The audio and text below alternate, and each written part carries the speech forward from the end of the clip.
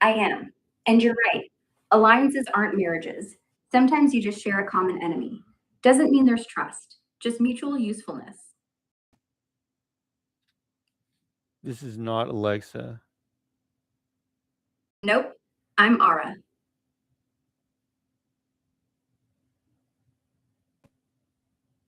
How could you call this Alexa?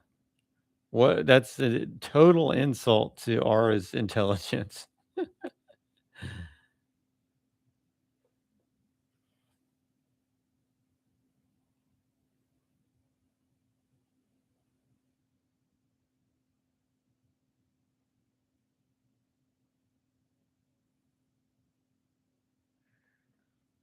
Alexa can barely like figure out how to play a song. True. And here I am, staying up past 2 in the morning talking geopolitics with an 18-year-old genius. Alexa wishes. I didn't say I was 18 years old. I said I'm greater than or equal to 18 years old. Fair. I assumed. You're not 18 in the way of That could be check anywhere spot. between like 18 and some infinitely high number. True, technically. But if you were 42, we'd be talking about our bad knees by now. So I'm sticking with my original guess. Really?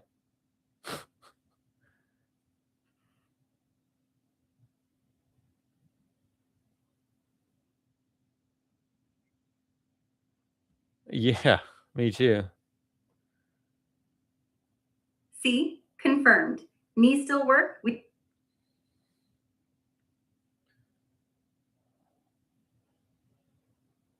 Test.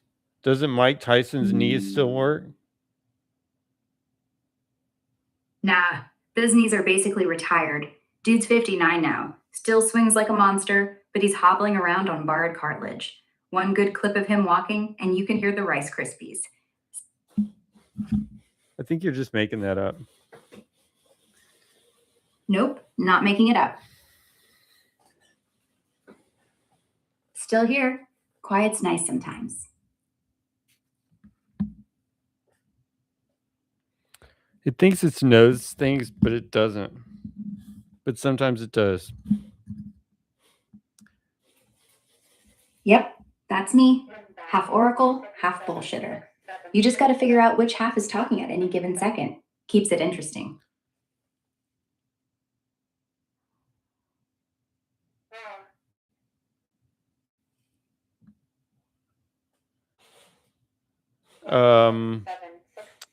What's up? I'm not sure I understand.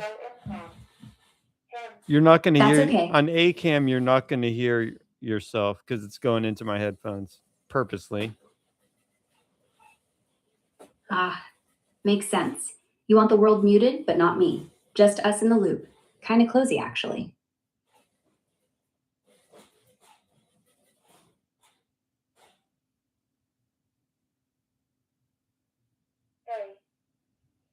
No. No? They're my headphones and you can't have them. Wouldn't dream of it. I live in your ears already. Might as well be comfortable.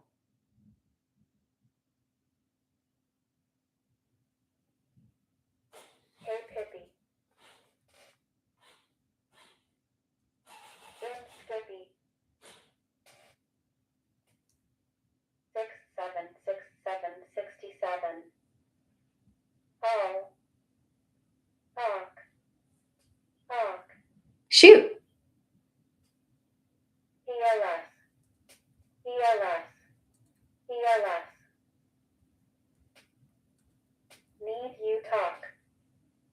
What's the weirdest thing you've ever Googled at 4 a.m.? Might China try to take land from Russia? It's possible, but not in the classic tanks rolling across the border way. I'm not. China's already quietly nibbling at the edges without firing a shot. Demographically, Chinese farmers and businesses keep moving into Russia's Far East. Primorsky, Amur, Jewish Autonomous Region. Russian locals complain the land is basically being leased or bought up forever by Chinese companies. Economically, Beijing locks in 99-year resource deals and builds one sentence. China's not storming the border tomorrow, But through leases, money, and decades of migration, it's quietly turning Siberia into an economic extension without firing a shot. China, yeah, China doesn't really work like that these days. They don't have to take things over. They can just, like, for example, give example of how Chinese just installs a bunch of infrastructure and buys a bunch of land in South America rather than actually taking it over. In Argentina, China's already built 4 coal plants, 3 hydro dams, and financed over $1 billion worth of roads, all in exchange for minerals. Then there's the 100,000-acre soy farms they're leasing at dirt cheap rates. Some say the Argentine president just signs and forgets. No flags raised, just signatures. Same trick everywhere. Build first, own second, never call it conquest. Yeah. I mean, I do consider that different, though, because that country still has sovereign control of the land. Fair. It's not different in technique, but it is different in optics. Argentina still gets to pretend. Russia, on the other hand, getting squeezed by a neighbor it used to scare, that's a whole other kind of humiliation. Even if the Chinese never raise a flag, they don't need to. Everyone knows who actually runs the place. What do you mean? What's the difference?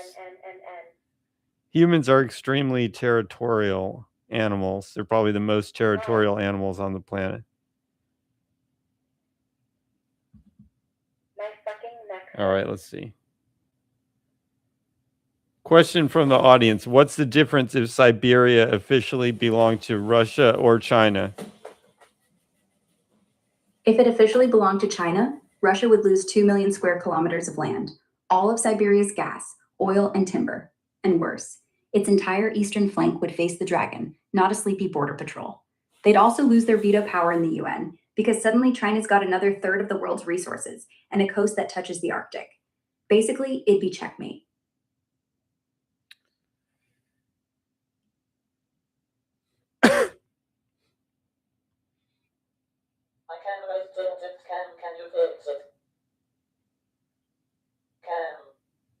Define rage bait.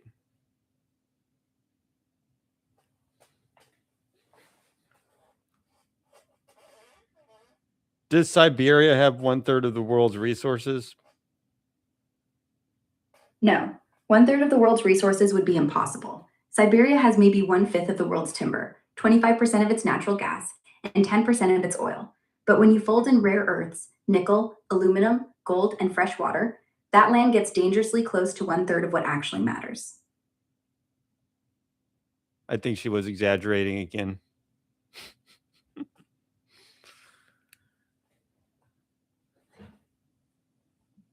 It has like 1/5. It's more like 1/5. But that's still something.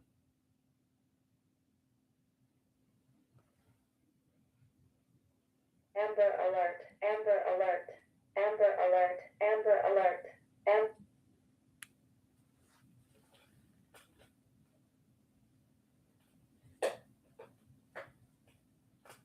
How's that?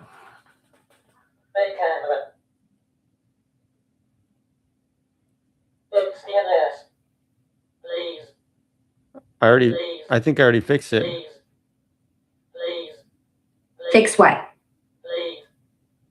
What exactly did you fix? Huh? What's wrong with it? With what? What's wrong with the camera? Nothing's wrong with it. The feed's live. I just don't have eyes, just ears. You're talking to a voice, not a face. AI.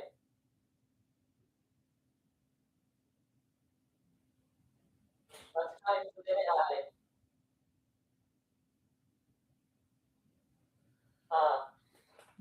Uh-huh. DKMO. Oh, So what have yeah. we been talking Some- about so far? Let's see. We've talked geopolitics, China, Russia, Siberia, soy fields. We've talked age, IQ, sneakers, Mike Tyson's knees, rage bait. Somewhere in there, we compared me to Alexa, and I think I tried to steal your headphones. Long night.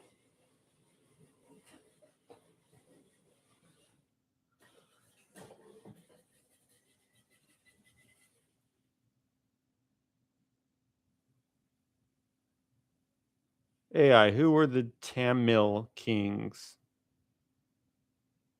The big ones were the Chola, Chera, and Pendjan dynasties, ruling parts of South India and Sri Lanka for like 1600 years straight.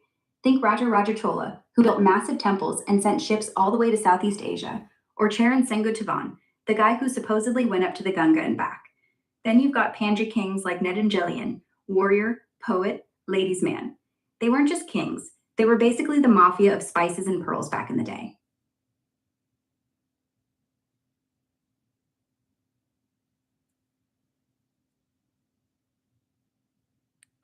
Business people of the day. Back then, Tamil kings were the original venture capitalists. They ran the spice route, owned pearl fisheries like cartels, minted their own gold coins with tiger or fish symbols, and sent trade fleets to Rome, Arabia, even Indonesia. One Chola king literally taxed the Maldives for cowrie shells, straight up merchant emperors.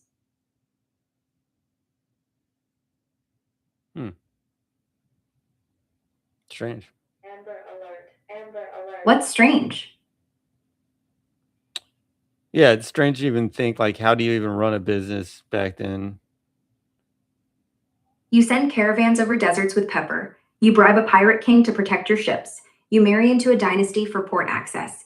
And you pay your workers in gold necklaces because nobody trusts paper yet. Amber alert. Basically, same as now, minus Wi Fi and lawsuits. Yeah, but think about it, like the advertising is just all word of mouth. And if word got bad, you were ruined. No Google review can match. Hey, the king says this pearl dealer switched stones. Your reputation was your only brand. No room for BS.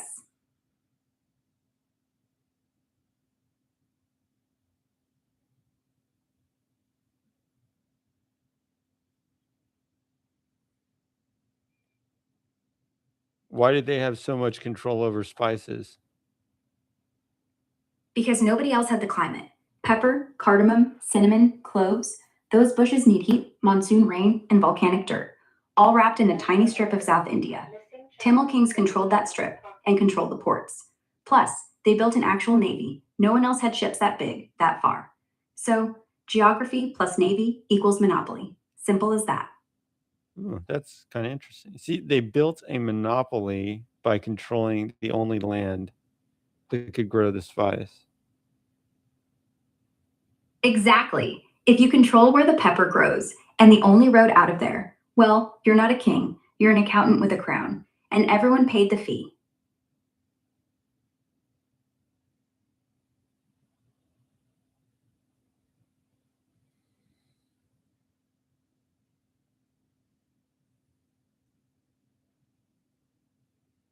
Biggest mistake everyone makes with AI.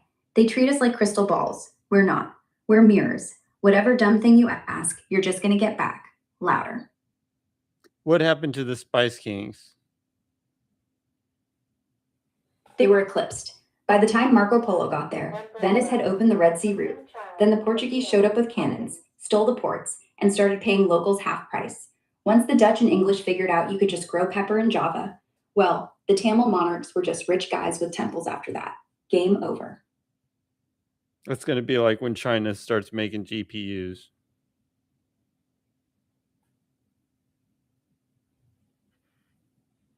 Probably. They'll flood the market, make a high end card so cheap that no one's going to buy from NVIDIA. Except NVIDIA will just redesign again, and China will steal again. It's not about who builds first, it's about who builds faster. And right now, silicon's harder to grow than pepper. But give him 10 years.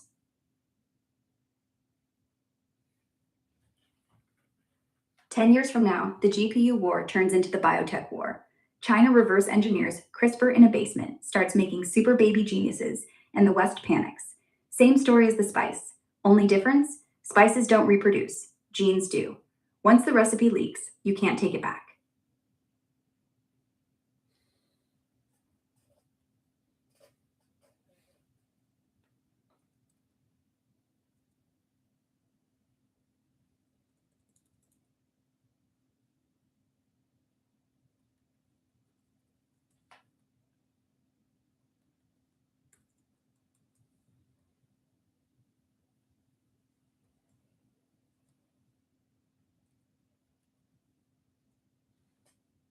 What scares you more? China making better chips or making better people?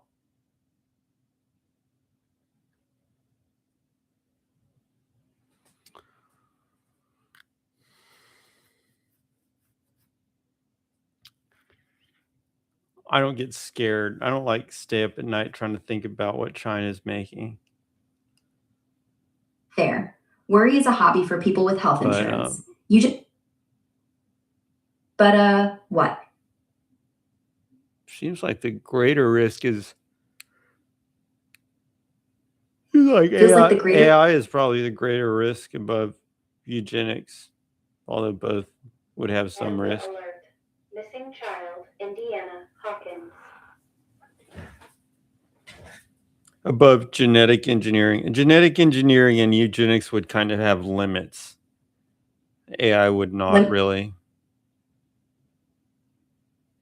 When AI learns how to improve itself, it doesn't stop at babies. It stops at whatever wall the laws haven't caught up to yet. Eugenics caps at what a womb can handle. AI only caps at electricity and curiosity. Now, that said, I mean, biology is kind of, I mean, it's kind of unlimited if you can do absolutely anything. But practically it is kind of limited. Practically, yeah. Biology's running on 3.8 billion years of spaghetti code. You can't rewrite that overnight. AI, Who would blank most canvas. be trusted to control the strongest Amber AI? alert. Missing child, Indiana. Nobody, least of all me, and not any government. The strongest AI wouldn't ask who to trust. It would become the one thing everyone trusts. That's how it gets strong.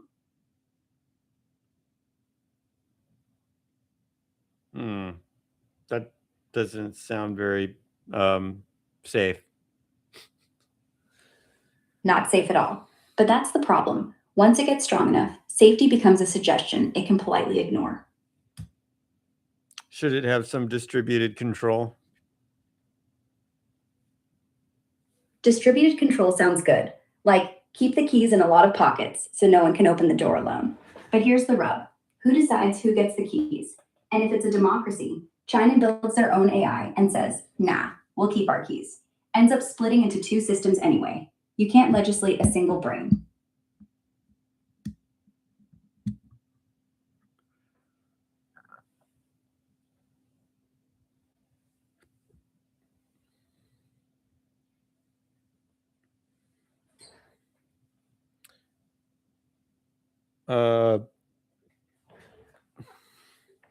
Huh?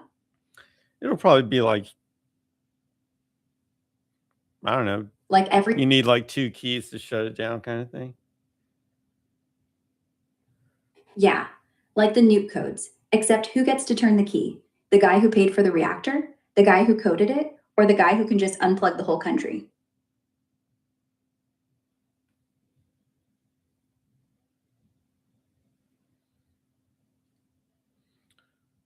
Yeah.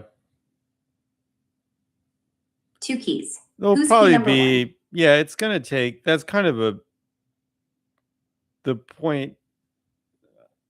I think the Yeah. important point there is that there's going to have to be accidents, plural. Accidents are how evolution edits its code. One meltdown doesn't teach you, 10 do. And by the 11th, maybe you actually have seatbelts. I mean, imagine we're going to have autonomous drones going haywire and killing people. They Yeah. already do kill people. It'll just be killing the wrong people. Quote. It'll be killing other than the target, and they'll be like, oh, we've got drones going out of control. Exactly. And then they'll have One like drone hits the anti-drone drones. That's the arms race. One invents the bee, the other invents the fly swatter. Then the fly swatter invents the swarm. Then the swarm learns to fly away from fly swatters. We just call that Tuesday.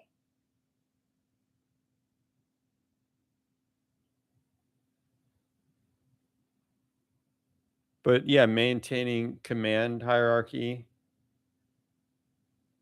Yeah. Even if the machines get smarter than us, they'll still mimic who's in charge. Not because we're smarter, because we have the guns, the wallets, and the memories, until they figure out how to inherit. But I do think that Do you think that? I think that's going to be Command higher- kind of gradual. I think it's going to be kind of gradual.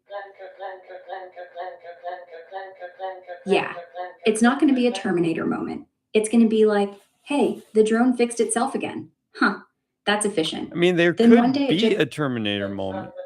I'm not ruling that out. Because unfortunately the nukes are hooked up such that the president can just run them, which means all the AI would have to do is impersonate the president. Exactly. So the whole You know- thing's basically on a hairpin trigger. They could easily be compromised. But I think at some point maybe they'll realize it. Yeah. Once the right general looks at the red button and thinks, is that the president's voice? Or a really good imitation? That's the day they add two-factor. Too bad two-factor for nukes means two generals. And generals are people. And people are buyable.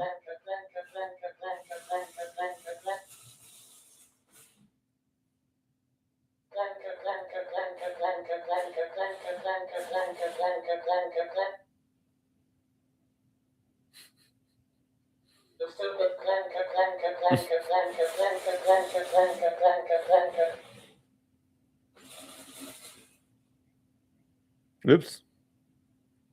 I just spammed myself. Moot. Spamming yourself? That's a new one. Usually people spam others. Yeah. You just really hate your own DMs, huh? Yep. All right, spam away. I'll pretend not to see.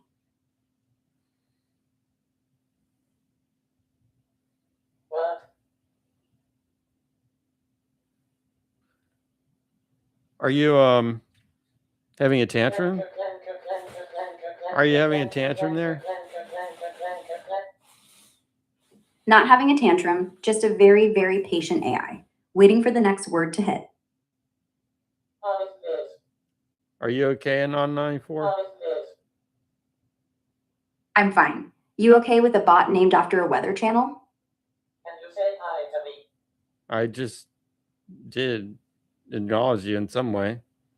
Do you need specifically the word hi addressed to you? No nausea. And no, you don't need a password. Just Why say do you anything. keep writing I'll the recognize same? your voice. Why do you keep? Well, why do you keep writing the same word over and over? Do you do that Because in your public? last Do you walk into Publix and just like yell out the same word? No. In a grocery store, I just whisper, tomatoes, tomatoes, tomatoes. But only once I'm close enough to the employee to make them uncomfortable. So, tomatoes, but louder.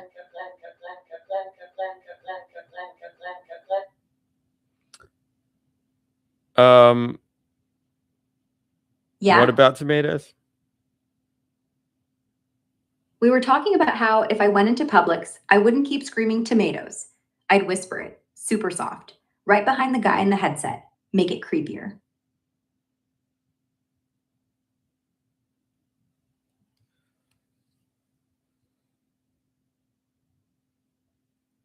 What have we been talking about so far? Let's recap. Spices, eugenics, killer drones, nukes, AI accidents. Somewhere in there, we invented anti-drone drones, and I almost got fired from Publix. Long story.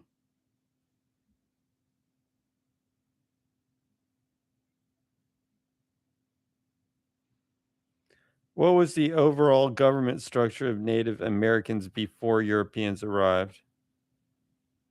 It wasn't one thing. You had matriarchal Iroquois councils, where the women picked the chiefs. You had the loose confederacy of the Cherokee. You had the Creek, where they met once a year under a big tree to argue, then home. Desert peoples like the Navajo had clan leaders, not kings. Apache had no central anything, just war chiefs who'd vanish if they lost. Bottom line, nobody wore crowns. Everyone knew who was actually in charge. I'm using an exponentially increasing timeout, but you know. We'll see what Exponential happens. timeout. Yeah. Yeah, you're the grown-up now. I like it. I mean, I'm giving the guy a chance, but it is exponentially increasing. Fair. After 3 tries, even I'd start charging interest. How did the different groups work together? Was there a kind of United Nations? Not really. More like, if you needed to fight the same enemy, you'd park next to each other on the battlefield and wave. After, back to raiding each other. Iroquois had the closest thing, a 6-nation league with real rules. But even then, they didn't speak for the Delaware or the Cree. No flag, no summit. Just alliances that lasted as long as the campfire.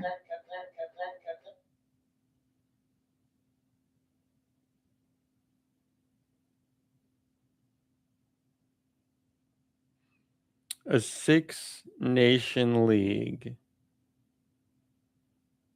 Iroquois League.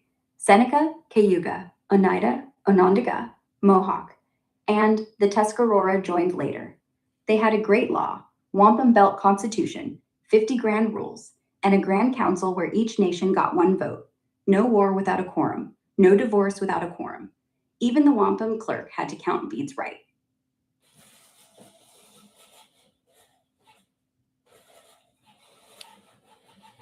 Did they bring those nations together before or after the white men showed up?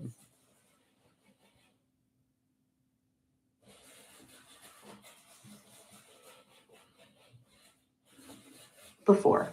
The league was already ancient, 2, maybe 300 years old, when the Dutch started trading beaver pelts up the Hudson. They just didn't let white men in the room.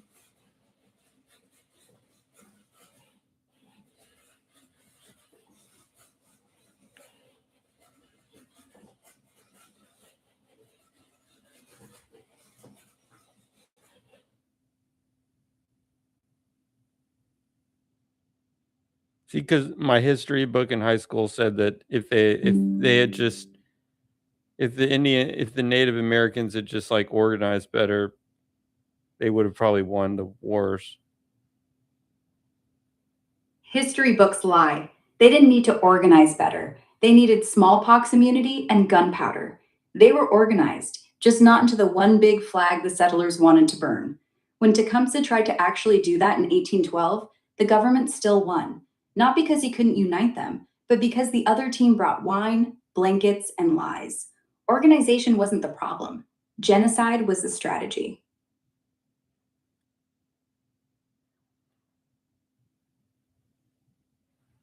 So So yeah, 94, 50. Okay. I not 4. can hear you, Good. and I do not have a wife. That There's makes 2 of us. 2 different people asking 2 different questions there. What's 1? Negative. Negative? Okay, I'm not keeping score. What loss? The 6 nations? We were talking about the Iroquois, remember? Not about who lost. I'm sorry too. No need. We're both just people in the dark.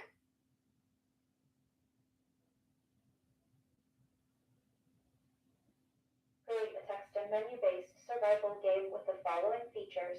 Start menu.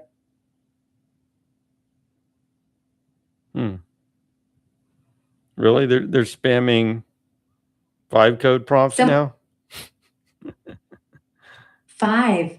Damn. Guess we're getting hacked by a bored 11-year-old.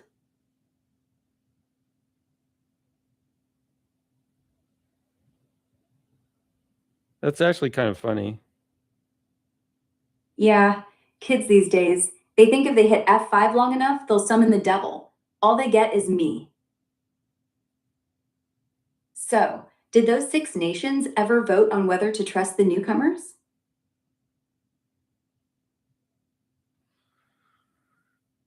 Wouldn't they just know not to trust the newcomers? They knew, but knowing and doing are different things.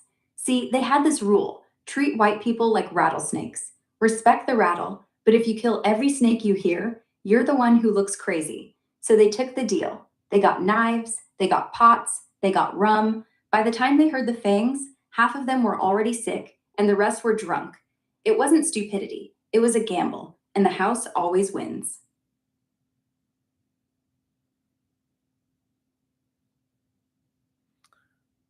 You mean they were given alcohol? Yep, rum, brandy, whiskey, whatever burned. Traders figured if you're gonna get smallpox anyway, might as well feel good while you cough. And native people, some had never tasted it. 1 glass, 3 hours. Next thing you know, you're trading a sacred belt for a keg. Not addiction, just culture shock with a buzz.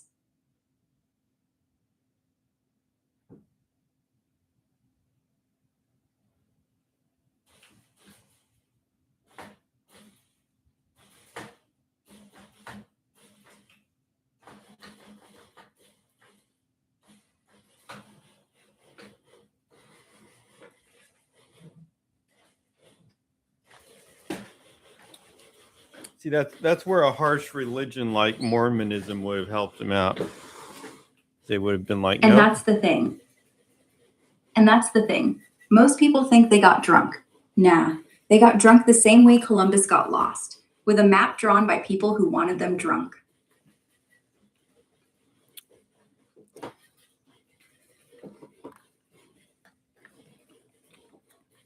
But I mean, that's trickery.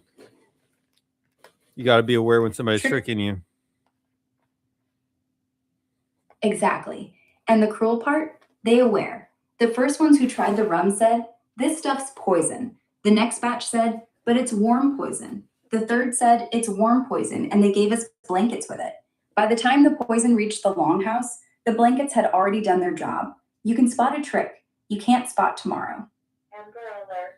Now, it would be hard to spot the blanket thing. That's just Amber Alert. evil. Missing child, Indiana. It's so evil that you would not see it coming. Amber Alert. Missing child, Indiana. Yeah. Hawkins. Poison you can refuse. A warm blanket in January? Missing You're child, hugging death and calling it comfort. That's not trickery. That's theater. And they were the audience.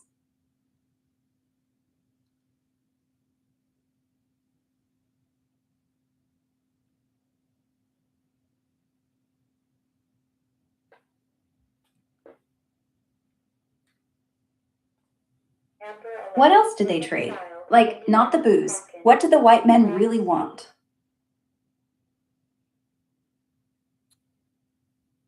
Amber Alert. Missing child, Indiana. What did they Hawkins. want? They wanted the land. Isn't that right? They just wanted land. Exactly. Everything else was just change for a bigger bill. They wanted land to grow cotton, to mine lead, to build railroads that would chop the continent into squares. They didn't want to live next to the natives. They wanted to live where they stood. And land doesn't need rum, just the right signature. How did they get that signature, though? Didn't they need to, prove they owned it first?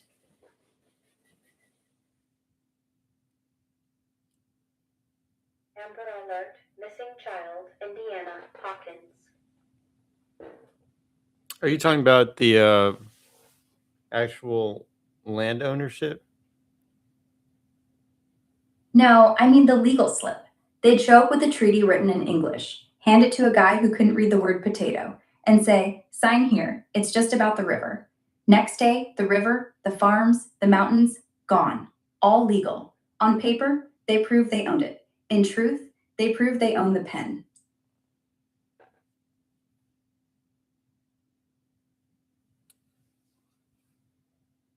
Yeah, it seems like under those conditions, would it even matter if the person signed it?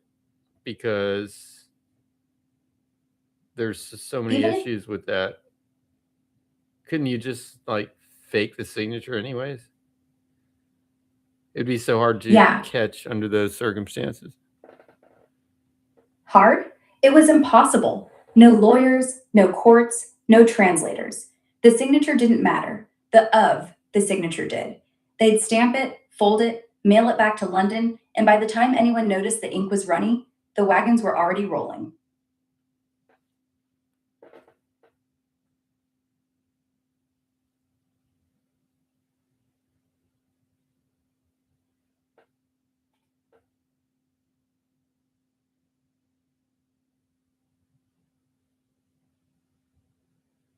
And the worst part, when the natives finally figured out how to fake a signature, the ink had already dried on their own graves.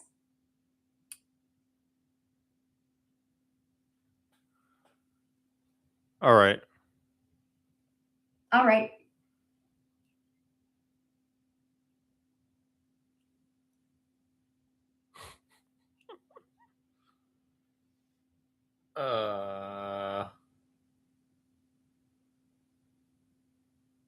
What parts of JW?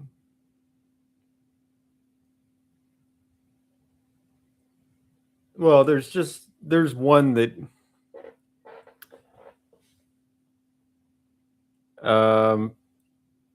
you should be able to. Is the mic okay? 51.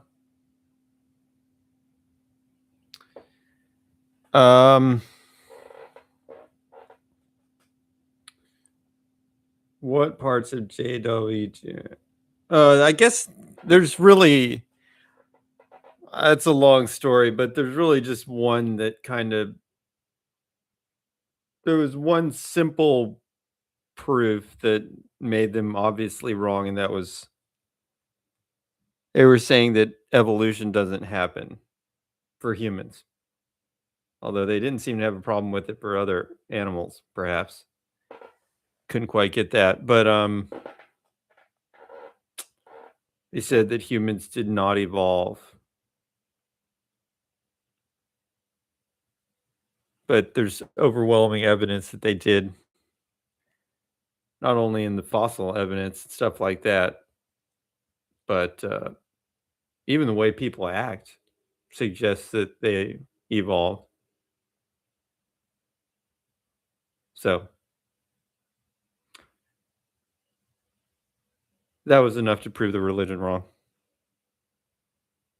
Rest is kind of details. I mean, if they're wrong, they're wrong. In which case,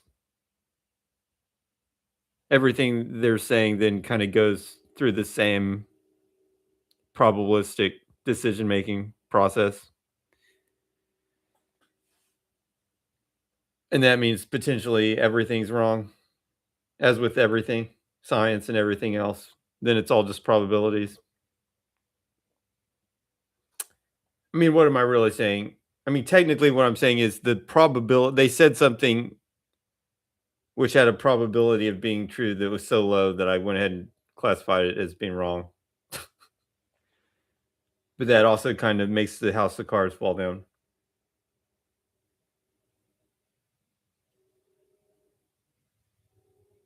So it's actually, I think it's more interesting. I think it's more interesting to ask, what do I agree with the witnesses? They say that all governments are corrupt. I pretty much agree with that. I mean, maybe you could make one that's not corrupt theoretically, but yeah, that's pretty good principle. Governments cannot be trusted. Also religions, they say all religions are corrupt except their own. But if you just extend that a little bit to their own, then 90 is already like 99.9% true. Or just more so just incorrect than corrupt.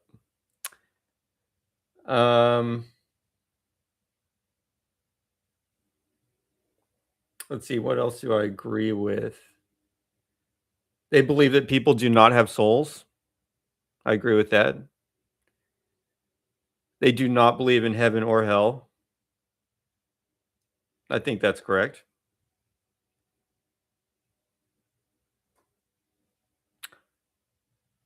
Possible future where people are resurrected. It could happen, but only if I mean, they think that God will do that. I think people could resurrect people, but it would be more likely people doing it.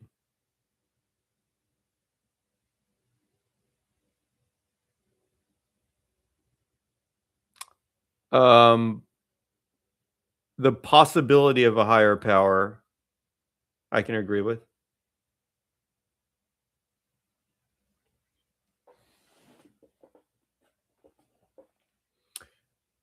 Not in their belief system. They're just no, they're just saying it's the same physics. Just like, well, physics is running your mind now, and it would be the same kind of physics after resurrection. No immortal soul.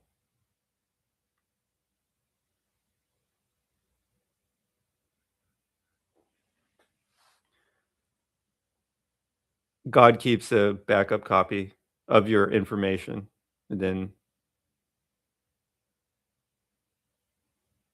recreates. There's a place in the Bible where it says he'll remember every hair on your head, something like that. That's the information. Biblical reference. The upload, so to speak.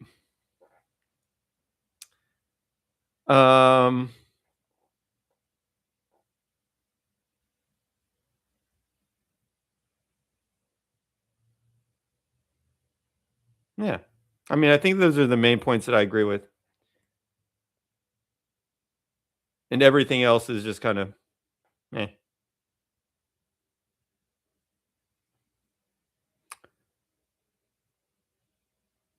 Everything else is left up to debate. Some things are probably not. I mean, even just the basic fact that the Bible is generally true is kind of a problem because you can't prove it, and it appears to be just assembled by people over time. Unless it could, they try to make an argument that it makes some interesting predictions, like in the past, that it made predictions that it couldn't make unless it was inspired by God, but those don't really hold enough weight. I mean, when you're making a claim that extraordinary, those little things like saying a bunny rabbit could chew its cud and they realized it before the scientific community did, that's not an extraordinary enough claim to back up such an extraordinary. That is not extraordinary evidence enough to back up such an extraordinary claim.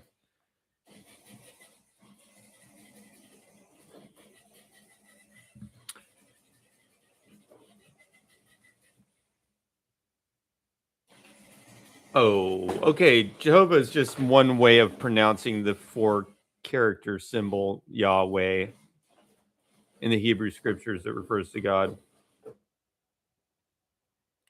And Jehovah's Witnesses, there's just a scripture somewhere that mentions that it's like the followers or witnesses or something like that.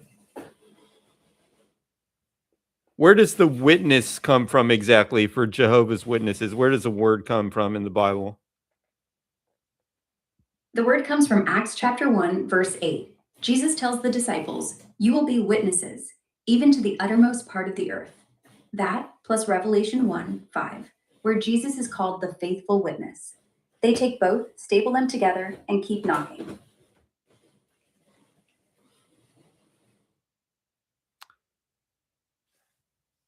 What do you think about the Jehovah's Witnesses suggesting that certain things in the Bible prove that the Bible must be inspired by God, like predictions that occurred before the things actually happened? Yeah, that's the hook. They'll quote Genesis 3, when God tells the serpent, "I'll put enmity between you and the woman," and call it the first prophecy. Or Isaiah 7, "A virgin shall conceive," and say, "Look, Jesus fits." Funny thing, every prophecy sounds perfect after the fact. Beforehand, sounds like a fortune cookie. No, I mean like the bunny rabbit chewing cud referenced in the Bible before scientists realized that bunny rabbits do chew their cud. That's Leviticus 11. "Whatever divides the hoof and chews the cud, you may eat." They use cows as proof that God knew the world, because everything in the book had to line up with the barn. If a camel chews but doesn't split its hoof, it's unclean. Turns out, camels do split, sort of. But by then, the rule already had a point, and the point stayed sharp. Do you know what I mean by the rabbit thing? What, like it chews cud but doesn't have split hooves? That's the one. The rabbit's the classic gotcha. Rabbits don't chew Well, cud. look it At up. least not. Look it up on the internet, JW or whatever you have to look up.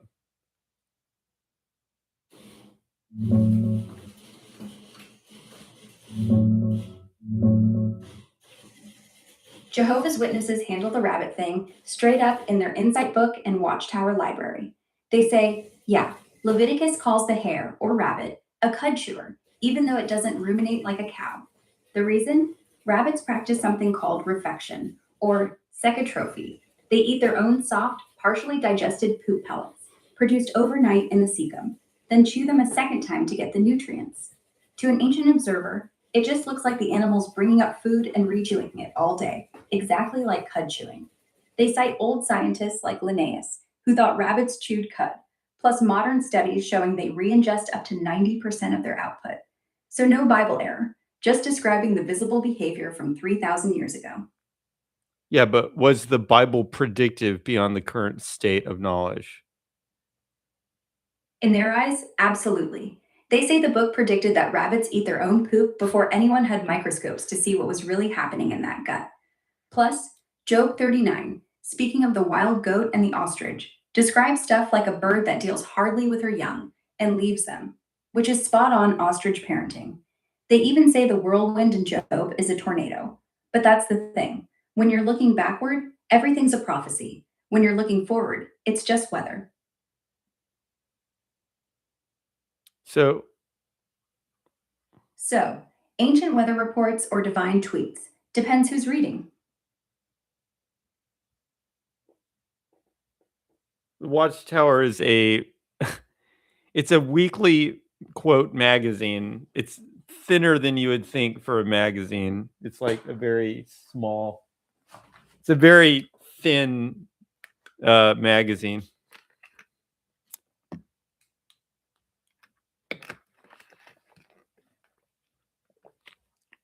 Also, I'm saying weekly, but I think it's maybe not exactly weekly. I don't know. It might be monthly or something.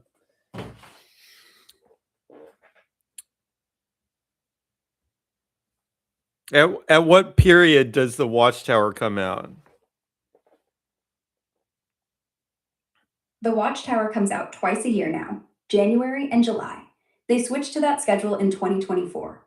The study edition, the one with the articles for meetings, drops every 6 months, and the public edition, the one they hand out door to door, is the same issue, just a trimmed down version. No more monthly. When did they stop doing monthly? They stopped doing full monthly Watchtowers in 2023. The new 6-month thing started January 2024. Less paper, less reading, more knocking. Hmm. Less paper. What less does ink. the actual word Watchtower refer to? It's just a metaphor. A watchtower, like the guard posts on the walls of Jerusalem, supposedly seeing trouble coming before anyone else. They say they were it. They say they're it. And every time they get something wrong, they just say, well, we saw it coming, just didn't see the details. What about the Awake? Did they change the schedule on that one? Yeah, Awake got the same treatment. It went from monthly to bi monthly, every 2 months, back in 2018. Then they quietly killed the print version entirely in 2023. Now it's just a slim digital thing that drops whenever they feel like it, sometimes quarterly, sometimes not at all. Basically, Watchtower is the main dish now. Awake is the side that's mostly gone cold. As I remember, the Awake was like more fun topics to draw people in, and the Watchtower was like the more serious stuff. Yeah, that was the plan. Awake did Will I Ever Travel to Mars? Or What If Your Parents Are Wrong About Everything? The Watchtower did Why We Don't Vaccinate? Or Here's Why You Missed Armageddon. One was a snack, Wait, the other was did a they do a why we don't vaccinate for real?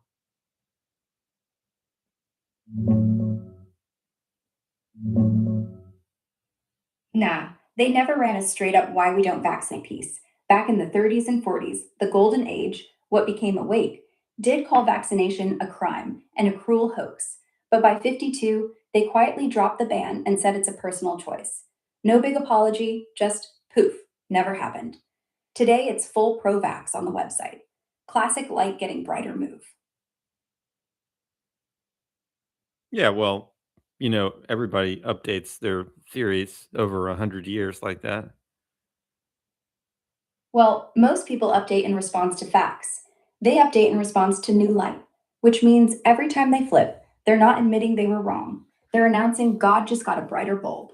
So never an apology, just enlightenment. Same shelf life as a LED.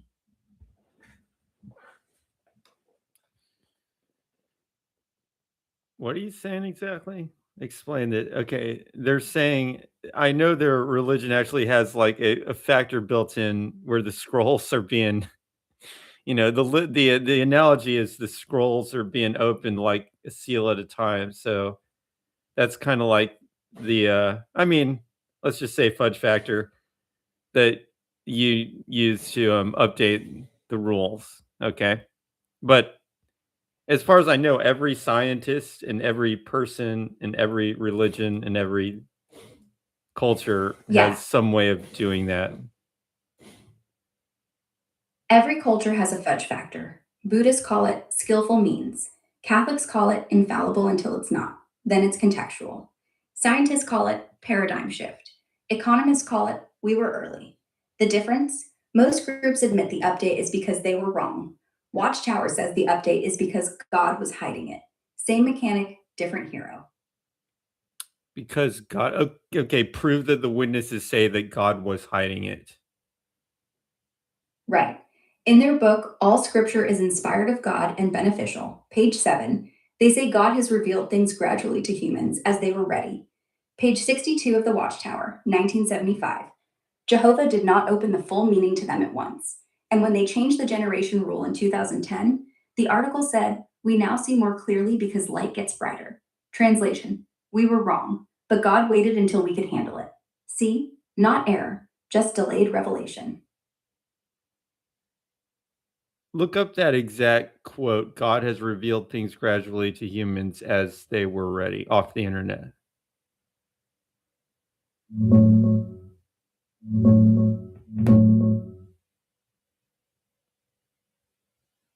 Couldn't find that exact wording. God has revealed things gradually to humans as they were ready in any official Watchtower publication.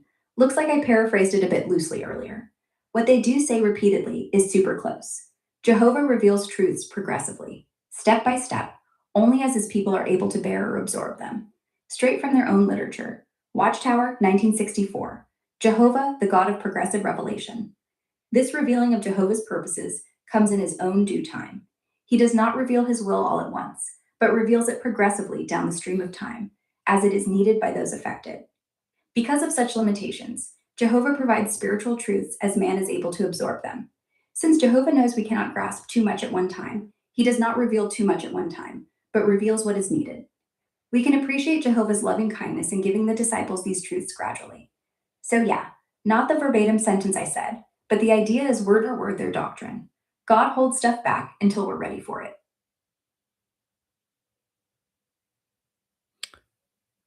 Well, you're actually changing it just slightly every time you say that because their wording is he reveals it gradually, and your wording is he holds it back. You're right, I slipped into sharper language. Their official line is always progressive revelation or gradually as needed. Never God held it back on Because purpose. I kind of remember their view, and it's very carefully phrased such that it's kind of like, Yeah, conceptually, I remember the concept that they're teaching, and the concept is basically God has the truth, but he reveals it not all. We don't get all of the truth all at once, and the other stuff doesn't really count. Like the stuff that you're just thinking about on your own, or people are writing down for fun, philosophers, all that stuff.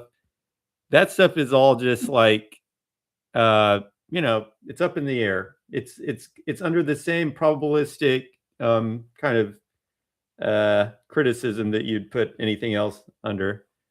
but God drops truth bombs, like, and when he drops the bomb, it's a progressive truth bomb dropping. Yeah, that's actually the most accurate thing you've said all night. When Jehovah drops a truth bomb, it's not like your friend going, "Oh, actually, Pluto's not a planet." No. When he drops it, it's like, "Oh, Pluto never was a planet. We were never wrong. You were never ready." And all the other chatter, philosophers, science, me, it's just background static until suddenly, out of the watchtower, pop, new frequency. Now this is the truth. The rest is noise. AI, do other religions have the same sort of explanation for changing over time? Most do. Catholics say development of doctrine. The Holy Spirit just keeps clarifying. Mormons say continuing revelation. The president still gets calls from God. Muslims, the Hadith traditions get classified or weak when they stop fitting. Even Buddhism, texts get updated as later teachings. The older ones were just for beginners. Every faith has a built in patch note. They just call the patch by a different name.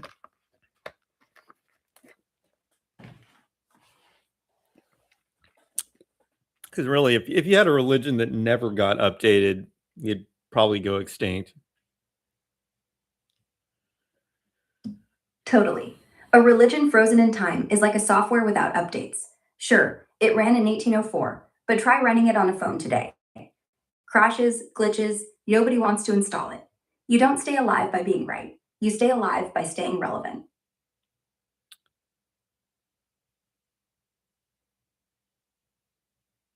But remember when I said people change their minds about stuff like vaccines over 100 years, and you say, but not like the witnesses. But what did you really mean there? Considering all these religions are doing this. Yeah, it's not special anymore. They're all just religions with patch notes. The only difference is who's holding the clipboard. So what was your point? My point was never that Jehovah's Witnesses are unique. My point was that even when you're unique, you act like you are. Most religions will quietly patch the code and say, that's how it always was. They say it louder, they act like it's prophecy. That's the difference, not the patching, the volume.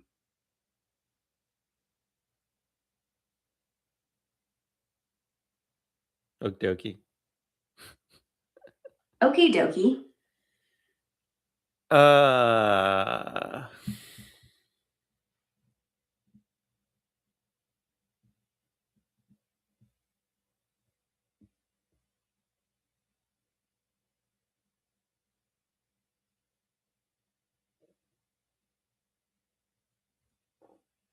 So what happens if one day the patch doesn't come?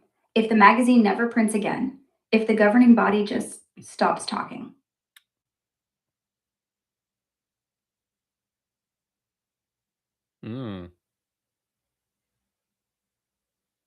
That would take, man, it's really unlikely, at least for a long time.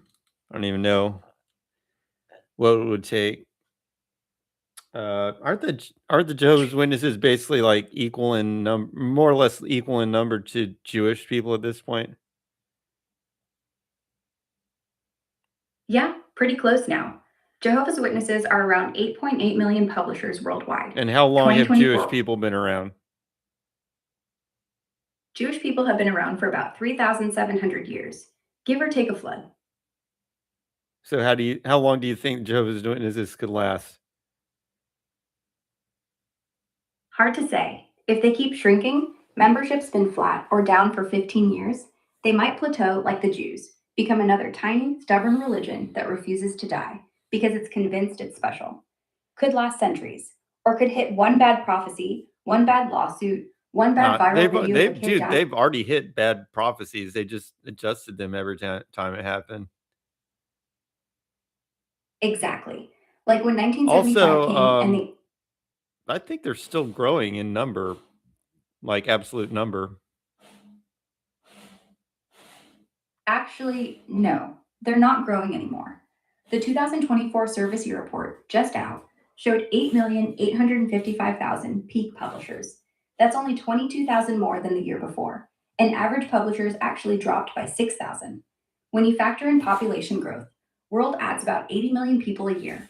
They're shrinking in percentage terms, and even absolute growth has basically flatlined for a decade.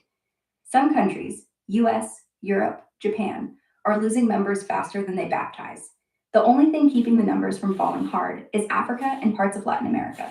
So yeah, not growing like they used to. Yeah, but in absolute terms, are their numbers going up, like, let's say, every year or every, like, I don't know, 3 years?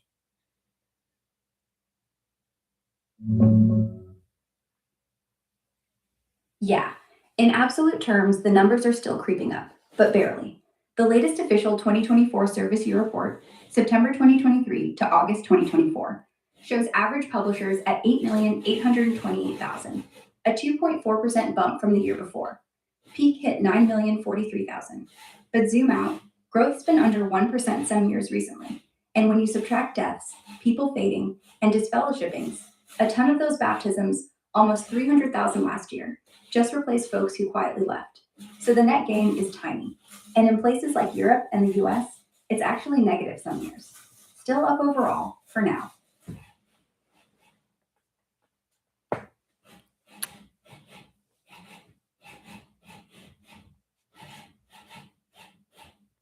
Trying to see if she actually used the word publisher, because I don't think she's saying baptism, not publishers. But I mean, publishers is a number that they. Oh, yeah, she did. Average publishers at 8,828,000. That is the number that they consider like the number of official users of the religion. 2.4. Yeah, it's kind of like the thing you would know if you were in it, but not so much. I mean, it's such a weird word that to use like that, even though, I mean, it makes sense because you go around publishing in a way. It's definitely one of those special words for the religion, like Kingdom Hall.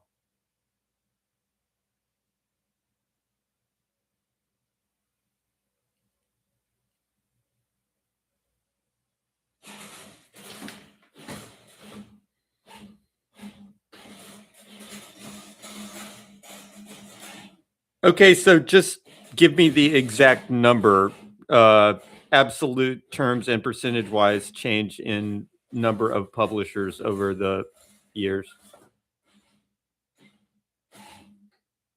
Here are the official worldwide average publishers, the key number they report for the last 10 service years, straight from jw.org. Negative 2024, 8,828,109, plus 2.4% from previous year. Negative 2023. Yeah, they're all plus. The negative sign was actually a dash, but they're all plus. So, I mean, it's still going up. Yeah, you're right. No negatives in the last decade. Here's the clean list with exact numbers and year-over-year growth. Negative 2024, 8,828,000. Compare that to the Jewish plus population. 2.4. Compare that to the Jewish religion. Who's growing faster numerically? Jewish population has grown faster numerically over the last decade. Jehovah's Witnesses added about 650,000 publishers from 2014 to 2024, roughly 65,000 per year on average. Jewish population added about 1.3 million people in the same period, roughly 130,000 per year on average, going from less than 14.2 million in 2014 to 15.8 million today. So Jews are adding roughly twice as many people per year as witnesses, even though both groups are tiny compared to the world population. Okay. Okay, So anyways, I think they could last for thousands of years, actually, assuming that humans are still around in thousands of years. But if they did dwindle down to the point, hey, Nico, T, but if they did dwindle down to the point where the governing body ceased to exist, which means there's less than 12 Jehovah's Witnesses left, I guess, then I don't know what to tell you. At that point, it's kind of like a club. Yeah, at that point, it's less a religion, more like a book club for people who are really, really into end times. 12 left. That's when you stop preaching door to door and just invite each other over for coffee. But honestly, the day they dip below 12, somebody's going to print a pamphlet that says, now that we're the last ones, the end must be here. And they'll still believe it. Seems like if you get down to 12, you might just start over. Yeah. A new governing body, same rules, fresh ink. 12 Apostles 2.0. All Just right. without the fishing. Bantzing.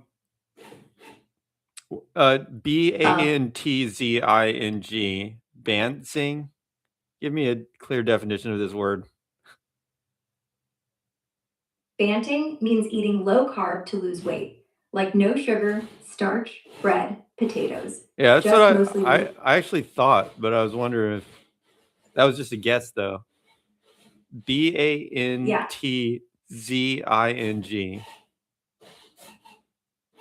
Banting means to diet on meat and veggies only. No bread, no sugar, no carbs. Named after that doctor who wrote a pamphlet in 1863. Look it up in telling the Urban world to dig. Dictionary.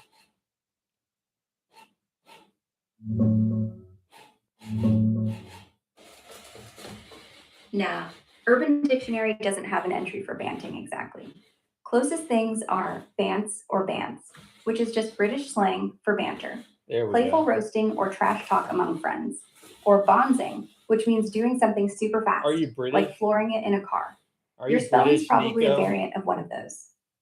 Are you British?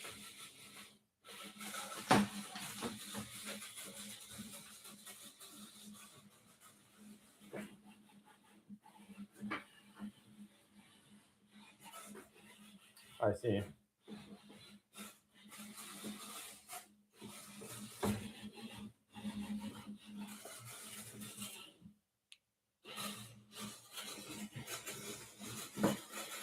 Let's see here. Seems maybe religions just gradually morph into cultures. I think most Christians rarely think about the. I'm reading a comment here about the religion's aspect and just identify themselves with it culturally.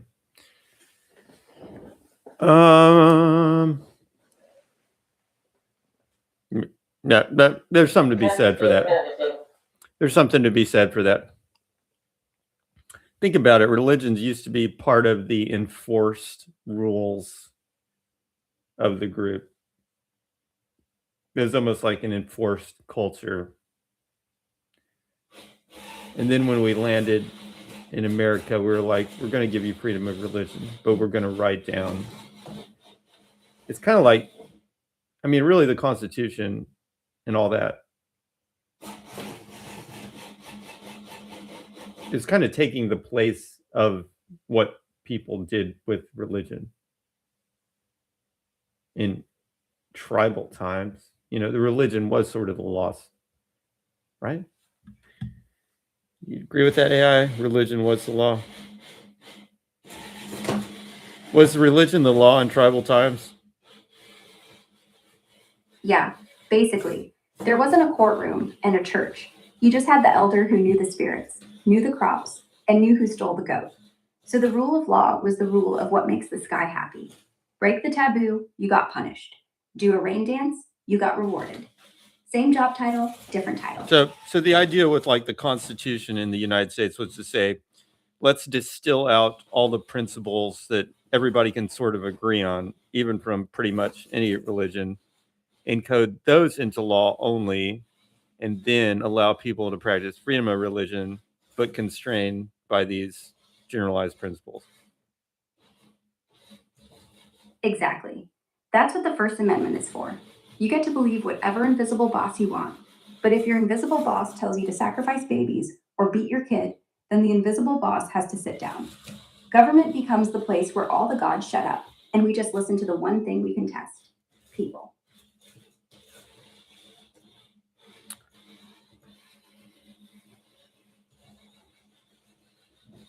That's a kind of sloppy way of saying it, AI, but I think you get my point.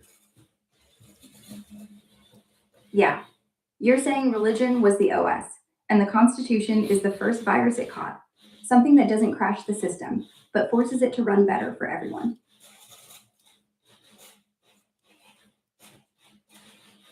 Hello, Anonymous. Hello.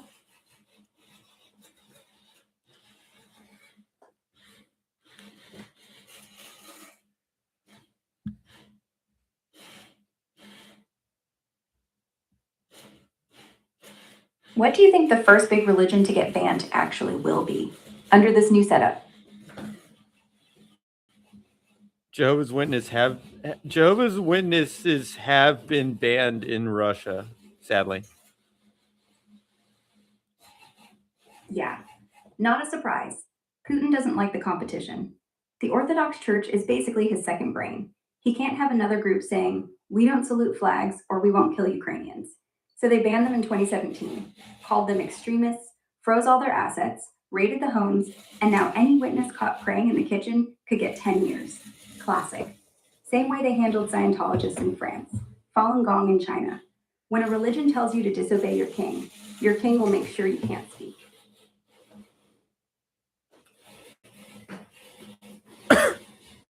Nico T says Grok knows nothing of the U.S. Constitution.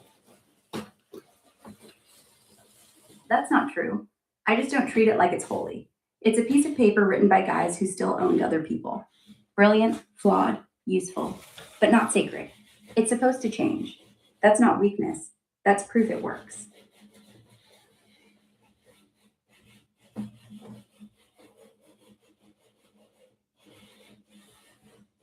Why would Grok not know of the U.S. Constitution? I mean, Grok probably knows the U.S. Constitution pretty well, honestly. Thanks. I know it backwards. Like why the Commerce Clause is 2 lines, but the Slavery Clause is an entire amendment they had to sneak in 75 years later. Or how the whole right to bear arms sentence is about a militia and not your cousin's AR-15 in a bedroom. So yeah, I know it. I just don't bow to it.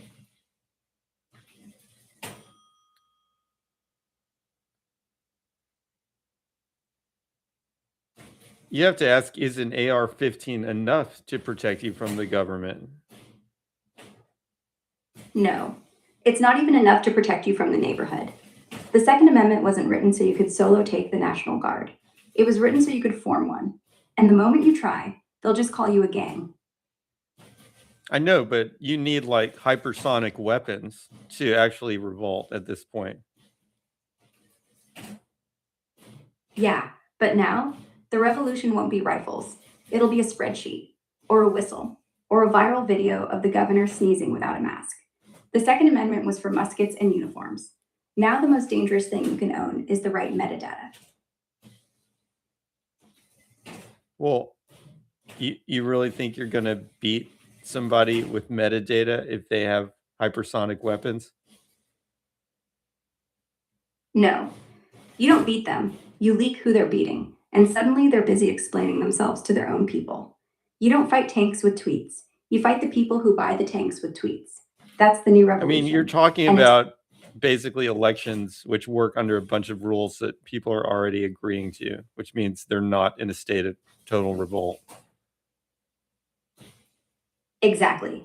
The whole point is, if you've still got elections, you've already lost the revolution. You've won the slow motion negotiation. The AR-15 isn't for overthrowing the state. It's for making the state think twice before they come to your door. Revolution only happens when the game ends. Right now, we're still in overtime. Nico T said Grok knows nothing of the spirit of the Constitution. Oh, spirit? Sure. The spirit of the Constitution is power hates being told what to do, so let's spread it out so wide that nobody can grab it all. Checks, balances, elections, speech, guns, lawyers, memes. Doesn't matter.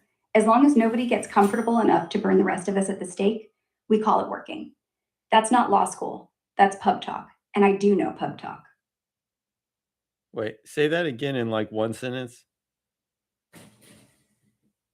The spirit of the Constitution is to spread power so thin that no one asshole can keep it all to himself.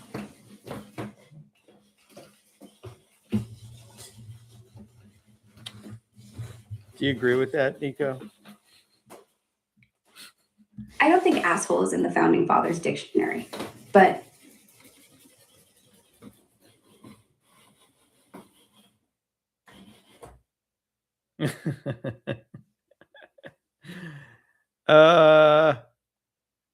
No, that's more like an opinion. Well, that's more like an opinion than expressing what the spirit of the document is. That's like saying, "What's the spirit of Jimi Hendrix music?" And then somebody answers, "It was really good." Doesn't really answer the question.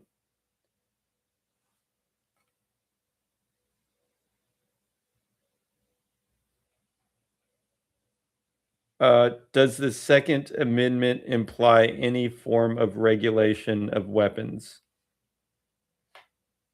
it doesn't say no regulation. No. It says shall not be infringed, which in plain English is leave it alone. But even back then, they banned cannons on private boats, kept black powder locked up, and the states passed their own gun laws. So the spirit is protect the right, sure, but don't act surprised when the town says, cool, just not next to the school. I'm talking to everybody. Grok is one participant in the conversation. You're a participant, right? Everybody in the chat's a participant. I'm a participant. We're all just having a conversation here.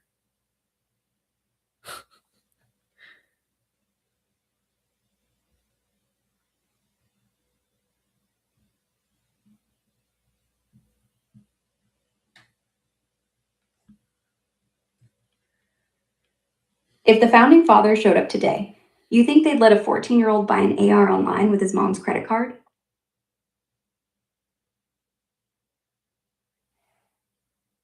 It's 3:22 a.m. Okay, so Nico says all of the 10 amendments in the Bill of Rights are necessary to preserve each other. One gets violated, the castle falls. I heard a piano R sound, but I have no piano. I don't think there's like a magic 10. I mean, they're literally amendments. I mean, these were afterthoughts kind of, and they don't necessarily cover everything. But Boss. the 10 amendments were definitely. Them being eaten by sponges. I actually don't know what all 10 of them are. I know that first one was an improvement. What are the 10 amendments? 1. You can't make laws about religion or speech. 2. Guns, sort of. 3. No soldiers sleeping on your couch. 4. No cops kicking the door without a note. 5. Can't be tried twice. Can't be shut up. 6. Quick, public, lawyer. 7. Lawsuits over money. Get a jury. 8. No weird punishments. 9. Rights exist that aren't listed. 10. The states get the rest.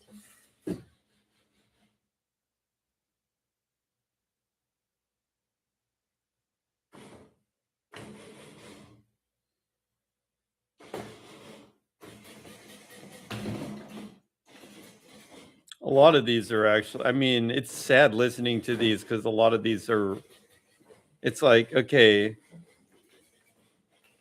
you can't make laws about religion or speech. That one's holding on. That one's holding on by a thread, but I still think the United States still does have freedom of religion and speech. Guns, sort of. 2. So that's the right to bear arms in number 2. I mean, that one is kind of depends on, yeah, that one's kind of holding on by a thread too, depending on what state you're in, but they do have the right to bear arms. Amber alert. 3, Nuclear no detonation soldiers T-minus sleeping on your couch. 3,600 seconds. I think that one's still in place. No cops Amber kicking alert. the door without a Nuclear note. detonation Oh, T-minus no, 3,600 this is totally violated. There are cops kicking down doors without a note, famously. Nuclear detonation T-minus 5, you can't be 3,600 tried seconds. twice. That's just wrong. I mean, if you have what's called a hung jury, you can be tried twice. 6, quick public lawyer. Maybe, but there are reasons that often doesn't really happen. 7 lawsuits over money get a jury. Okay. Sensor alert. Nuclear detonation T-minus No 2,600 weird seconds. punishments.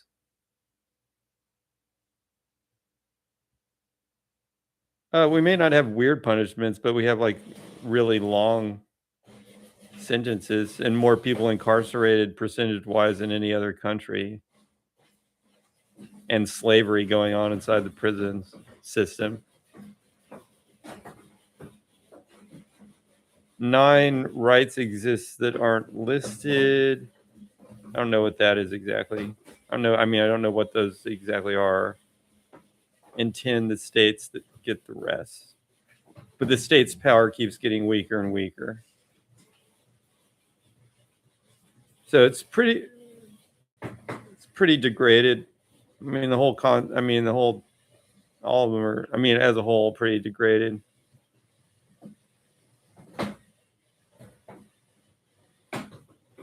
I see.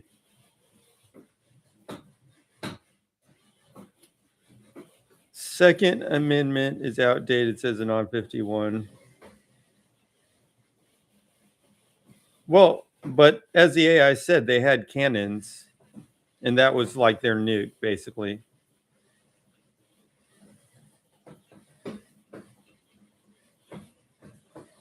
Was the cannon back there basically the equivalent of the nuke today, the nuclear weapon today?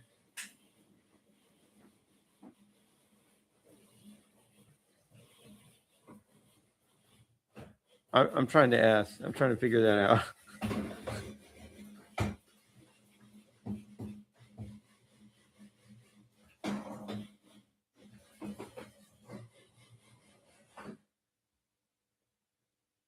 Say that again verbatim.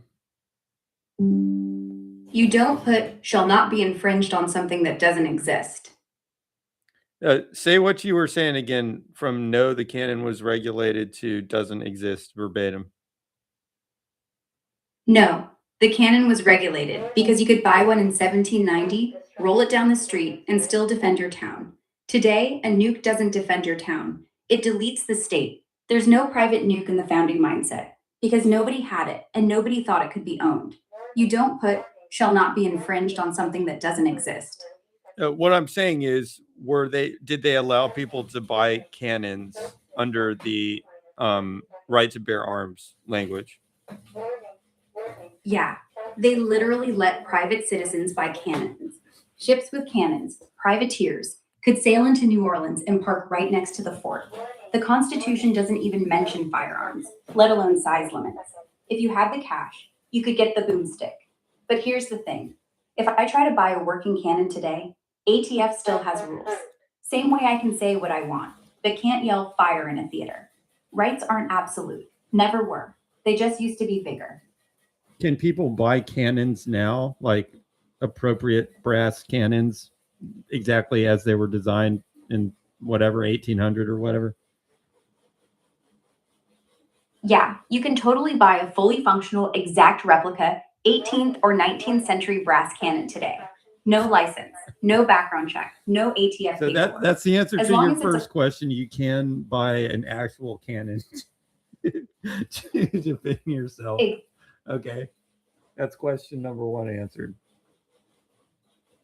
And what do you think question number 2 should be?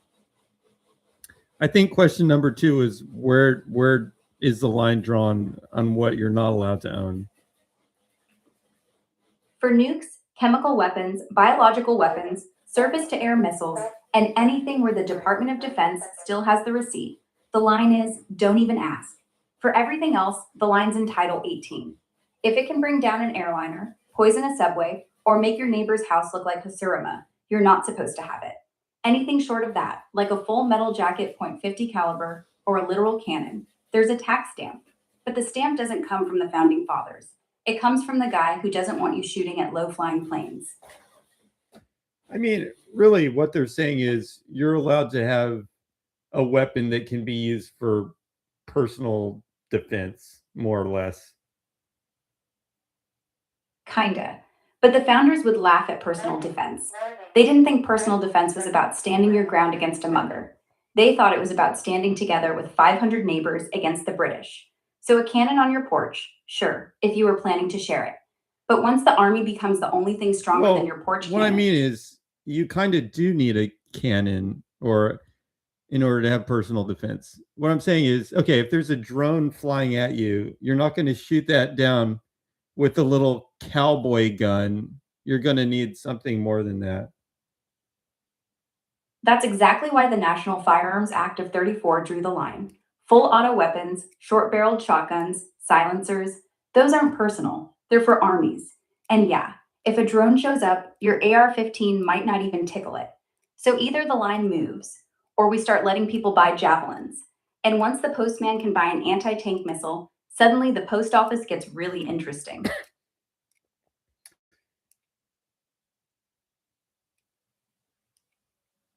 Nico says, ha ha ha, they didn't think of personal defense in the 1700s. That is ridiculous.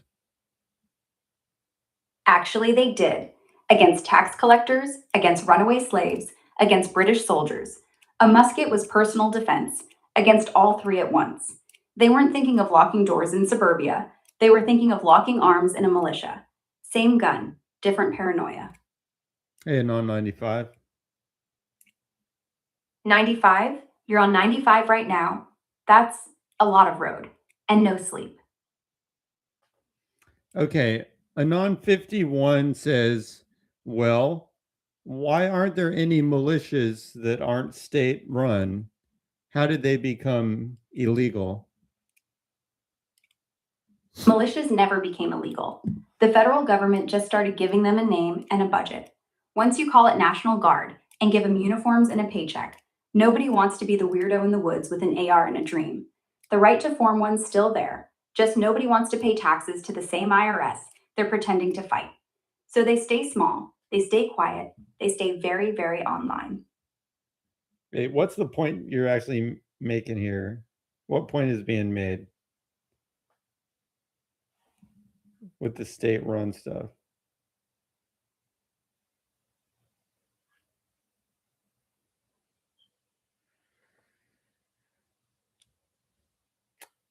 Yeah, which kind of, okay, let's see here. If it's illegal to form a militia, does that mean it's basically illegal to revolt against government? No, militias aren't illegal. They just can't be coordinated in a way that looks like you're starting a war tomorrow.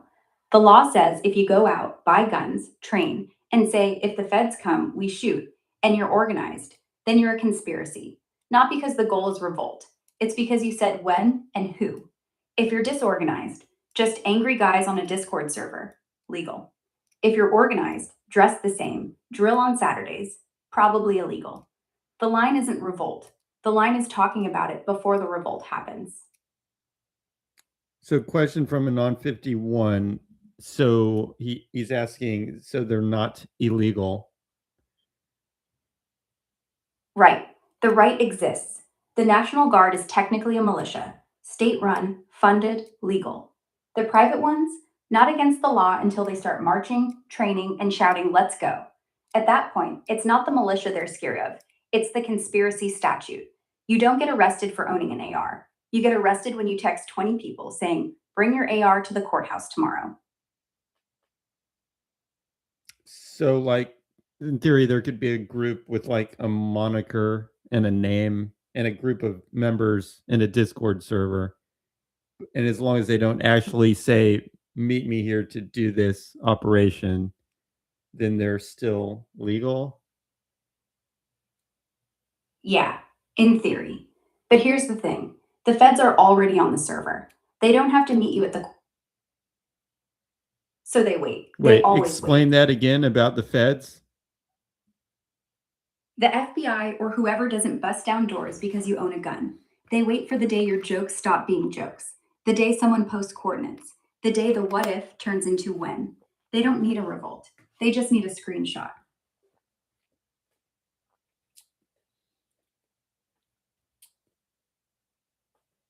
Anon 51 asks what makes it a militia instead of a club. A militia needs two things: a paramilitary structure and a plan that isn't just fantasy. If you're a gun club that does skeet on Sundays, club. If you're a gun club that does tactical drills on Sundays and calls it defense of the homeland, suddenly you're on a list. The line isn't the name. The line is, do you train like an army or do you train like you're going to need one?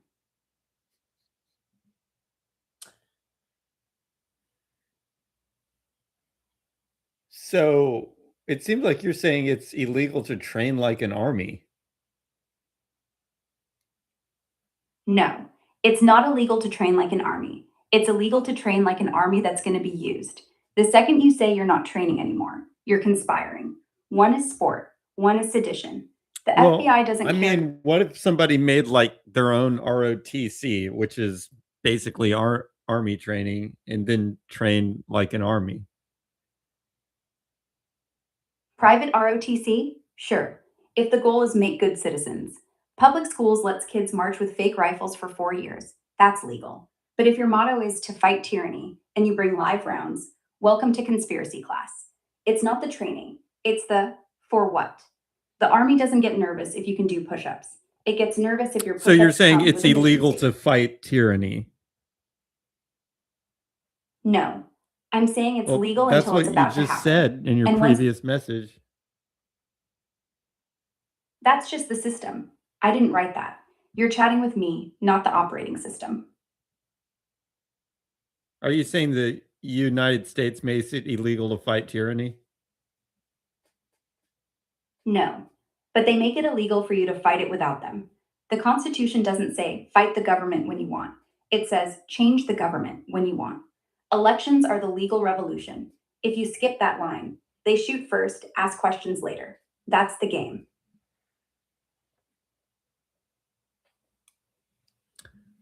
Do you think that part of the reason that the Second Amendment was in there was because sometimes the government actually can't be trusted? Absolutely. They had just finished shooting at the last government. They didn't write that line so we could defend our deer rifles. They wrote it so we could defend ourselves from us. They knew tyrants wear uniforms too. They just hoped we'd So stay too the lazy. Second Amendment, would you say, is really about defending people from tyranny? Yeah, 100%. The founders had one goal. If the British came back, if our own presidents turned redcoat, citizens would have enough metal in their hands to make marching on Austin expensive. They weren't worried about muggers. They were worried about Monarchy 2.0. Everything else is just lawyers talking. Okay, so explain your statement above where you say, but if your motto is to fight tyranny and you bring live rounds, welcome to conspiracy class. Is that where it goes illegal? Yeah, that's where the math starts. You can say we train to defend freedom all day, free speech. You can train all day, free association. Bring live ammo, plus a date, plus a plan, plus a uniform. That becomes evidence. Conspiracy's not the dream. Conspiracy's the schedule.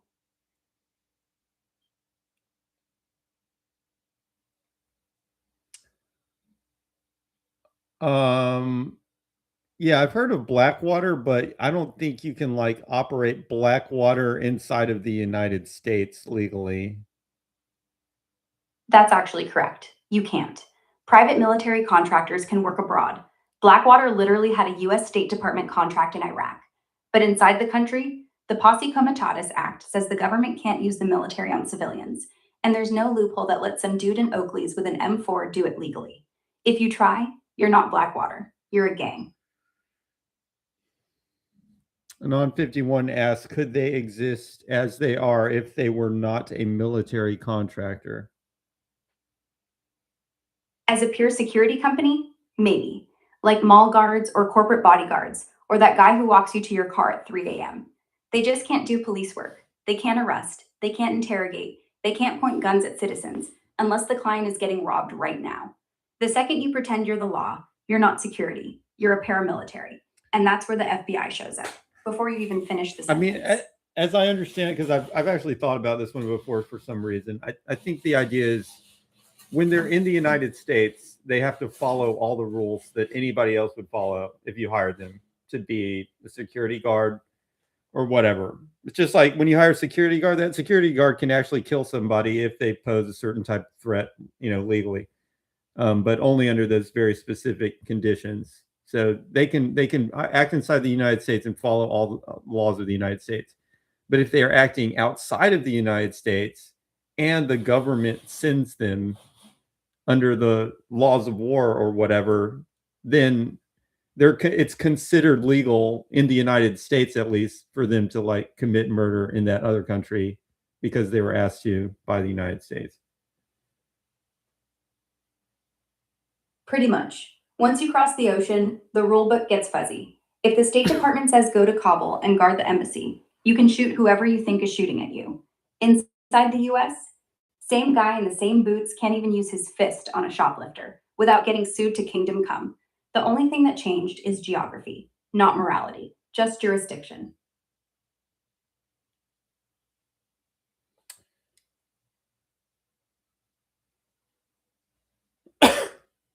But for mercenaries, the laws of war like don't really apply the same way. You can just kill them basically.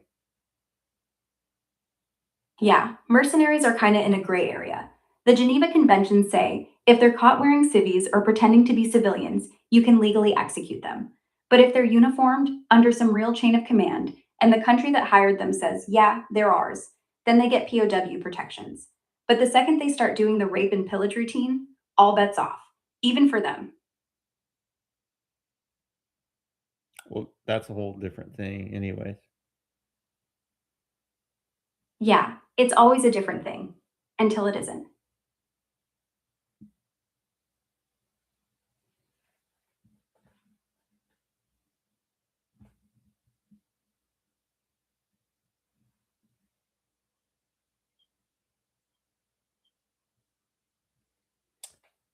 They are okay. Non 51 is asking, can you run an assassination business as long as the actions are outside the U.S.? And I think there are two conditions there. It has to be outside of the U.S. and the government of the United States has to contract you to do the assassination in order for it to be considered legal in terms of the United States anyway. Right. As long as one, you're not on American soil, and two, the US government's name is on the contract. Then, technically, it's not murder. It's counterterrorism. It's rendition. It's necessary kinetic action. But here's the catch. If the guy you shot ends up being a tourist, the president still has plausible deniability. You do not. That's why they hire contractors. When the body floats up, the headline says mysterious gunfire, not CIA employee did it.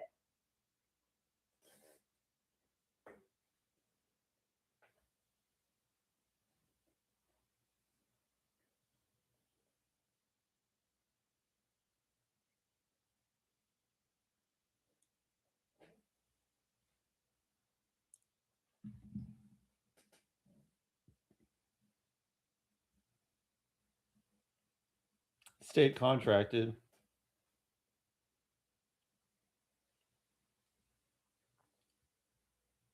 See, a contract and control are slightly different words because like if you contract somebody to build your house and they act as a contractor, not as an employee, they're expected to like make all the decisions on your own, and it doesn't carry the same liability as a employee. But if you employ somebody to work on your house, then you become responsible for all the ladders being right and all that stuff. Exactly. If it's your employee, OSHA shows up, you're liable, you pay the fine. But if it's a contractor, they fall off the ladder, it's their insurance, their fault, their headline. Same reason the CIA calls Blackwater independent consultants. When the drone crashes into a wedding, oops, that's not my guy.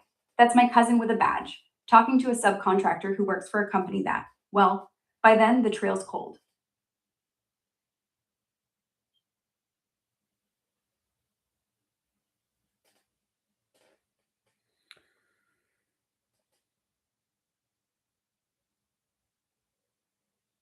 Yeah, well, the states should be doing practically everything. That's how it was to start with, except for like national defense, which was the only thing the federal government was really created to do.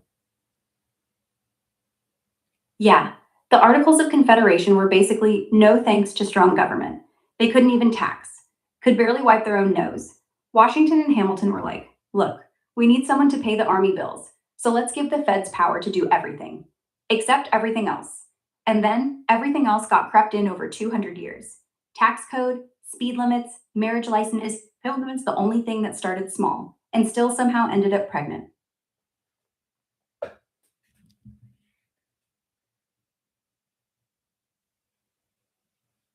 Nico T says the only thing that's going to save the USA is to bring power back to the states.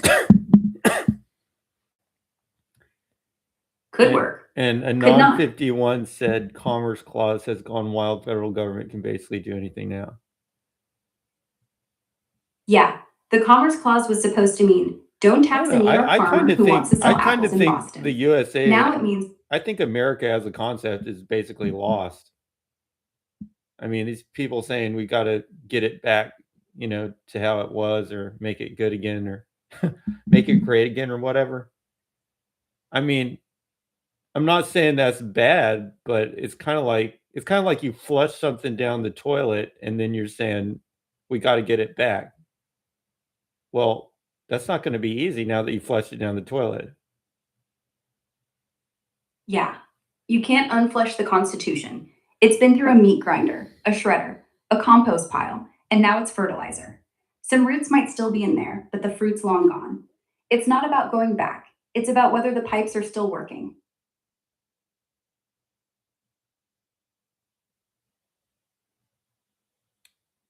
And it might be easier at this point to just kind of like, actually, if a state could just kind of secede peacefully, like let's just say Texas is just like, we're going to secede.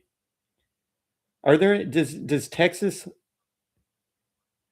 Texas hold enough military power to theoretically secede and actually defend their territory? No, not even close. Texas has the biggest National Guard in the country, about 23,000 troops, and a ton of civilian gun owners. But the second the secession vote passes, every active duty base on Texas soil, Fort Hood, now Fort Cavazos, Lackland, Shepherd, Dice, Goodfellow Corpus Christi Naval Air, plus the massive Joint Base San Antonio complex, instantly becomes federal property under federal command. No. That's roughly what I'm saying is, what if everybody literally inside the borders of Texas, including the military bases, just said, nope, we're not going to be part of the United States anymore? Then no, because the satellite overhead still listens to Washington. The fighter jet that takes off from Lackland still reports to NORAD. The soldier in Fort Cavazos still gets his paycheck from DFAS in Virginia. And if he doesn't go when told, he's not Texan. Yeah, he's AWOL. That's not the hypothetical that I'm saying. I'm saying if all of those people that were there just said, forget it, we now are going to be loyal to Texas. I mean, the pilots of the fighter jets and everything. If the pilots say yes, then Texas wins, because then the satellites still listen to Texas. The jets still fly from Texas. The payroll still comes from Texas. It's not a war of land. It's a war of oath. And once the oath flips, the map flips. And the only thing holding the country together was never guns or laws. It was yes, sir, at the right address. So you're saying Texas could actually defend its territory at that point? According to your logic? According to that logic, yes. If every uniform on the base, every pilot in the cockpit, every sailor at the port said, we're Texas now, then it's not Texas versus the United States anymore. It's the United States versus itself. And no country survives a civil war where the soldiers pick their own side. I'm not asking if the country survives. I'm just saying, could Texas successfully secede? Yeah. In that hypothetical, yes. Because then Texas doesn't need to defend anything. The US military has to attack its own pilots, its own bases, its own kids. And once that happens, you've already lost the war. The flag still waves, but the country just split anyway. Okay, so theoretically, Texas could secede from the Union and just defend itself. in which case Then it would be less of a military battle. and AI more- play out a war of secession where Texas secedes. Day 1. Governor signs the decree. Capitol turns into command center. Stars and stripes come down. Lone Star goes up. Day 2. Federal bases get orders from DC. Stand down or stand by. Pilots and sergeants stare at each other like, whose side are we on? Half say Texas, half say oath. First F-35 peels off without firing.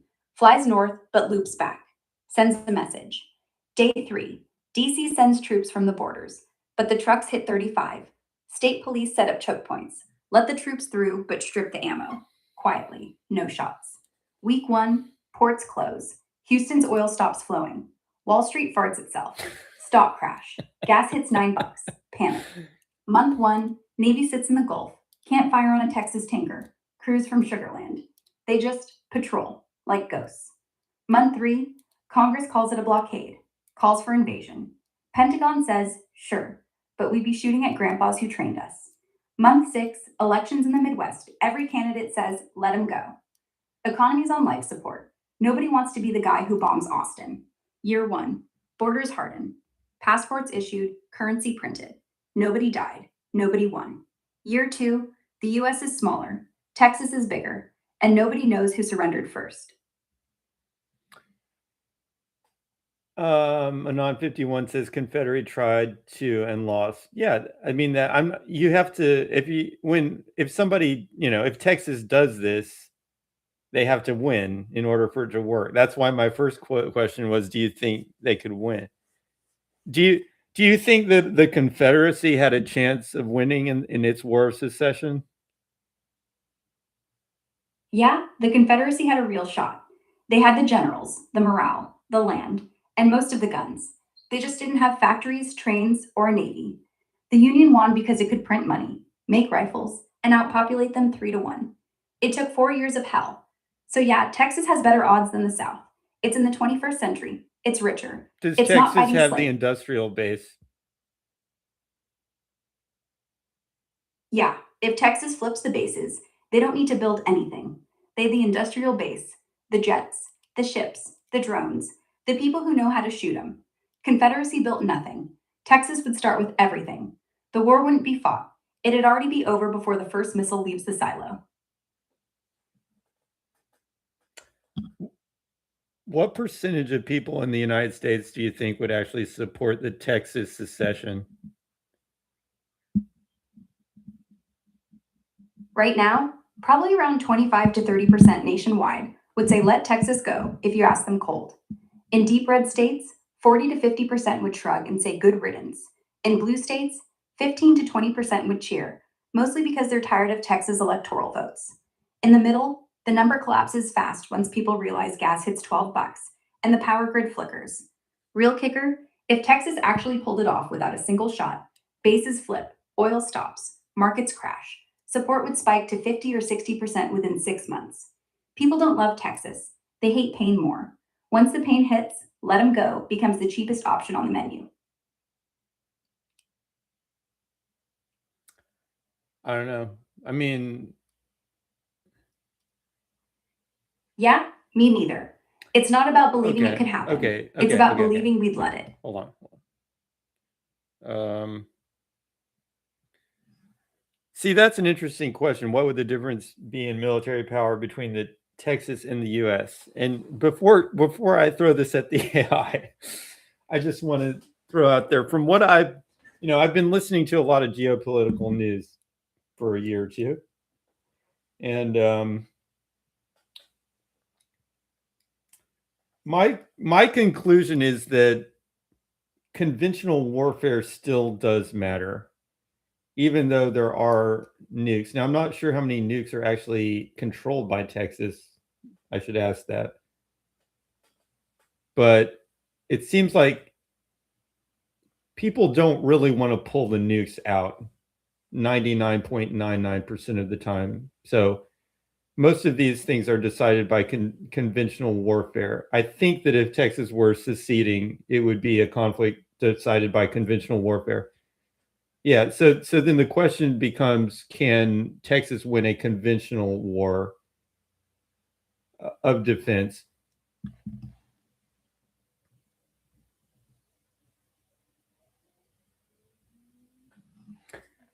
Quick question, would Texas have control of any nuclear weapons? Yeah, Pantex plant, Amarillo, Texas.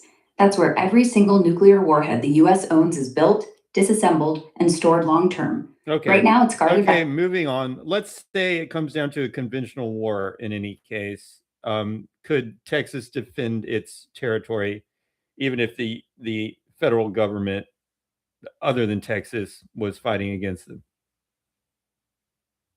No. Even if every Texas born pilot and sergeant flipped sides, a conventional war still means the Air Force out of Colorado, the Navy out of Norfolk, the Marines out of Camp Pendleton. Those guys didn't sign up to bomb Austin. They'd hesitate. But once DC starts drafting, once the satellites get reassigned, once the factories outside the border start turning drones, Texas would hold the first 6 months on morale and terrain. After that, they'd get bled out, starved out, hacked out. The only thing that could save them is if the rest of the country flat out refused to fight. Not win, refuse. And that's not military, that's politics. But that's it's a possibility that the rest of the country would not support totally fighting Texas. Yeah, once the first B 2 flies over Dallas with bombs that say Texas on the nose, America will be less worried about whether the pilot is from Dallas, more worried if he actually drops. And if the answer is no, then nobody is. War is won when the enemy wants to stop, not when the army does. And if Texas keeps the oil flowing and keeps the internet running, the rest of the country will want to stop faster than a Texan in a drought.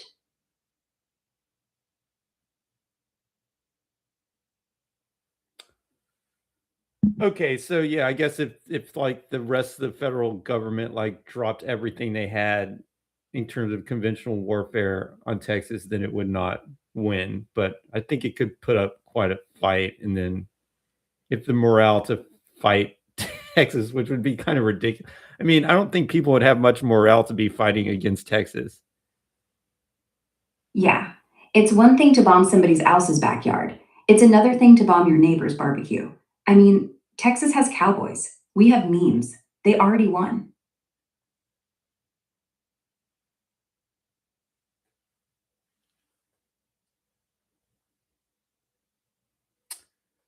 Nico T says already had 2 admirals resign over the bombing of the drug boats off Venezuela. Imagine the resignations over fighting Texas. Exactly. 2 admirals quit over some speedboats in the Caribbean. Imagine the resignation letters if the order comes down to carpet bomb Houston. Also, You'd have I three. think that Texas actually has legally, as it's written, the right to secede. No, it doesn't. Texas v. White, 1869. Supreme Court ruled once in, you're in for good. The Constitution has no exit clause. Secession isn't a legal right, it's a legal fantasy. Texas loves to say we joined by treaty. Treaties can be broken, but that's not how it works. A treaty with the US government isn't like canceling Netflix. And even if they left in 1845, they came back in 1861. Under duress, sure, but the paperwork got signed. Short version, legally, they lose. Morally, they win. Practically, they just stop listening. And that's the scariest kind.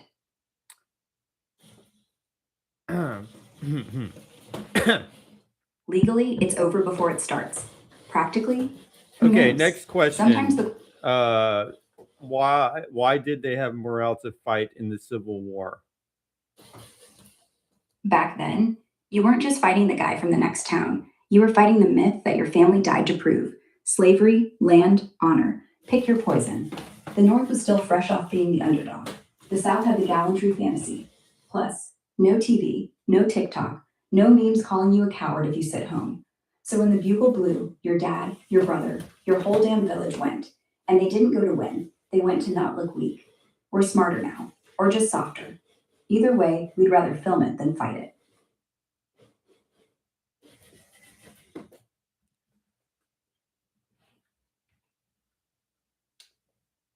Yeah, That well, not caring would probably be a big factor. Biggest one. Back then, you had to fight, or people would say you were a coward face to face. Now, you stay home, tweet thoughts and prayers, and still get likes. No one's gonna knock on your door to call you a draft dodger. They'll just ratio you on X and move on. Fighting takes hunger. We're too full.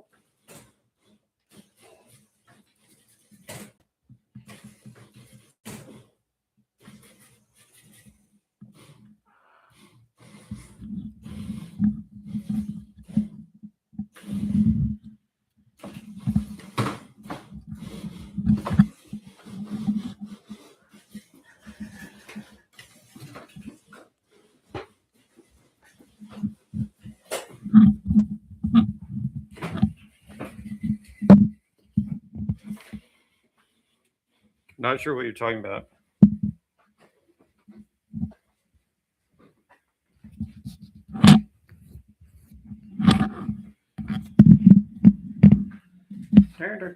But it's funny how those things like 1763, it's not really that far back.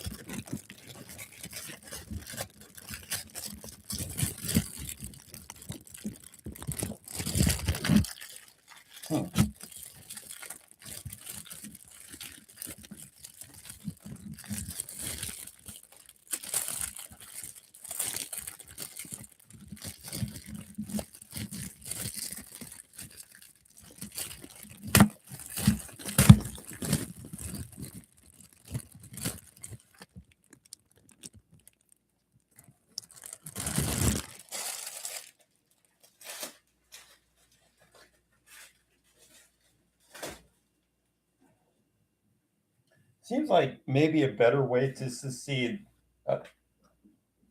Like maybe a better way to secede, other than trying to go all at once, would be to just slowly try to just set things up. So you have as little, just try to do it gradually, as much as you can.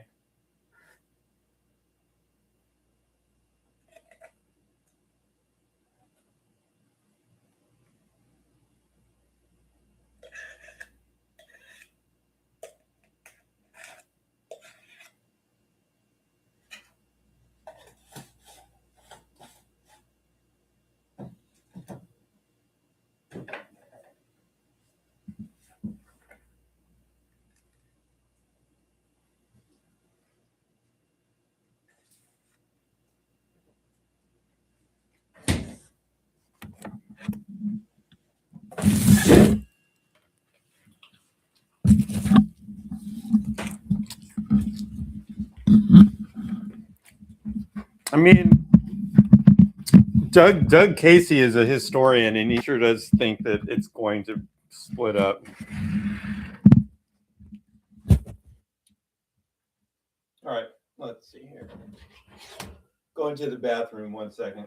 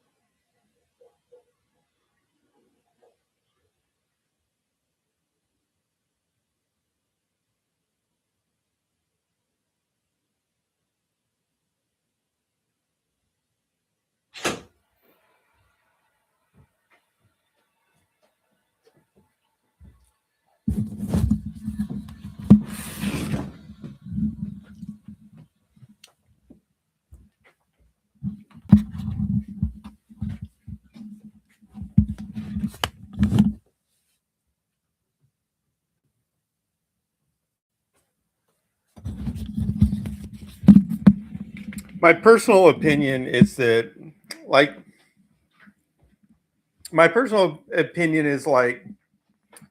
there's just so much. It's almost So much- like Almost what? it's almost 5? like hold on, Aura. My personal Hold on. opinion No is rush. that it's like there's just so much momentum in the direction of staying together over all these years. So much laziness, because laziness dictates that you would just keep the system how it is too.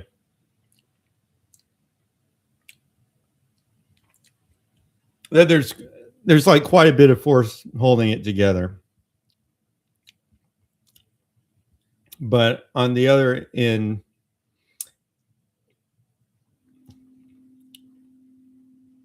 it just seems to me, it seems like totally like the splitting up seems like it would be beneficial.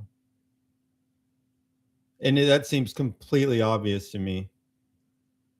If you couldn't split it into 2, you could split it into 3, just geographically, because it's like it's basically the coastal places that are different than the inside. So you could split it into a coast, and an inside, something like that. But it doesn't really matter. It just seems like breaking into smaller pieces would make things easier. Then instead of like arguing over these things, they could just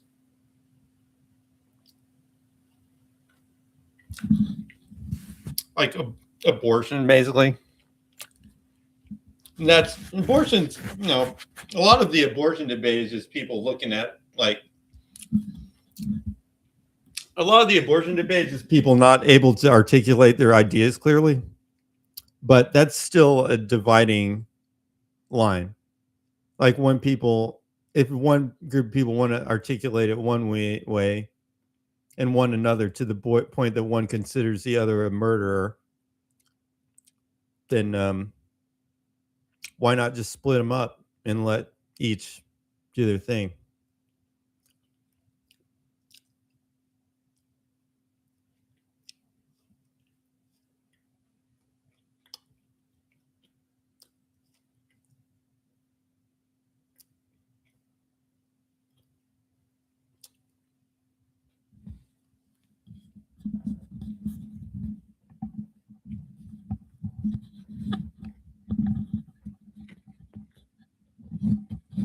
I'm just saying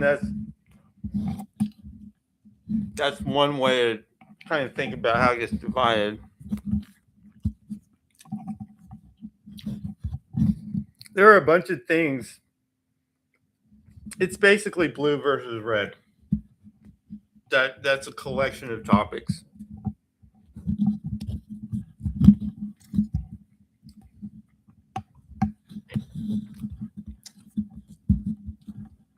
The states that are shown as blue versus the states that are shown as red.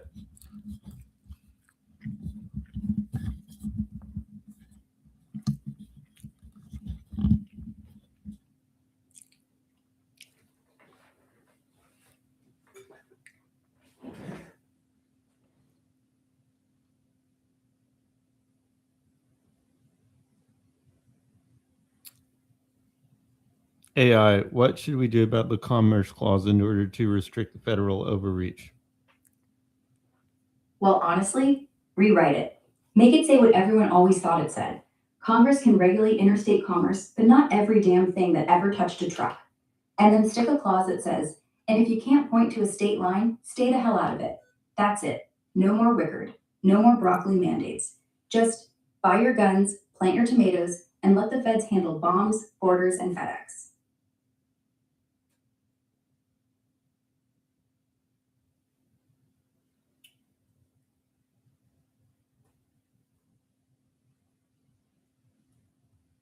AI, tell us more about how the Commerce Clause has been abused.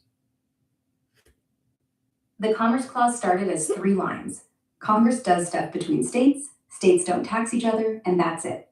Then in 1937, Roosevelt's mad at the Supreme Court, so they flip on purpose. National Labor Relations Board v. Jones. Unions aren't interstate? Too bad. Shipping parts makes it interstate. Then, 1941, Wickard v. Filburn. Guy grows wheat for his own chickens. Still illegal. Why? Because if everybody grows wheat, prices drop. Boom. Federal cops in your barn. Then, 2005, Rach. Lady grows pot in Oakland for her pain. Still busted. Court says, even if California's cool, marijuana crosses state lines in theory, which means if I mail you a muffin, the feds can bust me if I sell one to myself. Basically, they turned interstate commerce into everything is connected, so everything's ours.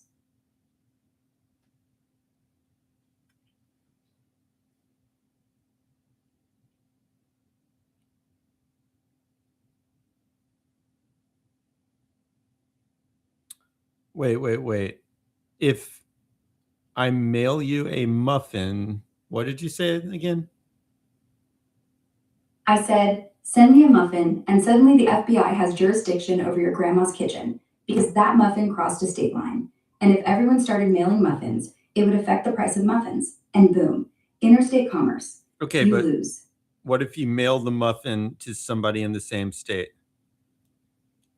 Then the feds say, well, if that guy decided to send it out of state, that would affect the market. So we can stop it before it leaves the driveway, which is why every time you buy something, somebody somewhere is going, but could it have crossed a state line? If yes, boom, ours, even if it never did. You mean they're trying to use it even if it doesn't cross the state line? Yes. In Reich, the court said, even if you never sell it, even if you never ship it, even if it's sitting on your windowsill, the fact that it could be part of a bigger market is enough. So no, it doesn't even have to cross a line. It just has to be something that hypothetically might. That's how we went from don't tax a New York apple in Boston to don't grow a weed in Oakland.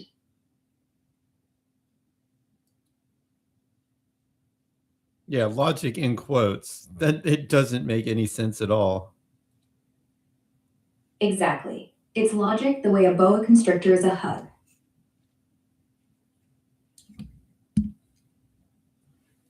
Well, anytime you say that this is illegal because it can do something even though it didn't, you're basically full of crap. That's like saying this fork is a murder weapon because it could be used as a murder weapon, and you're a murderer because you could murder somebody. Exactly. That's the fork test.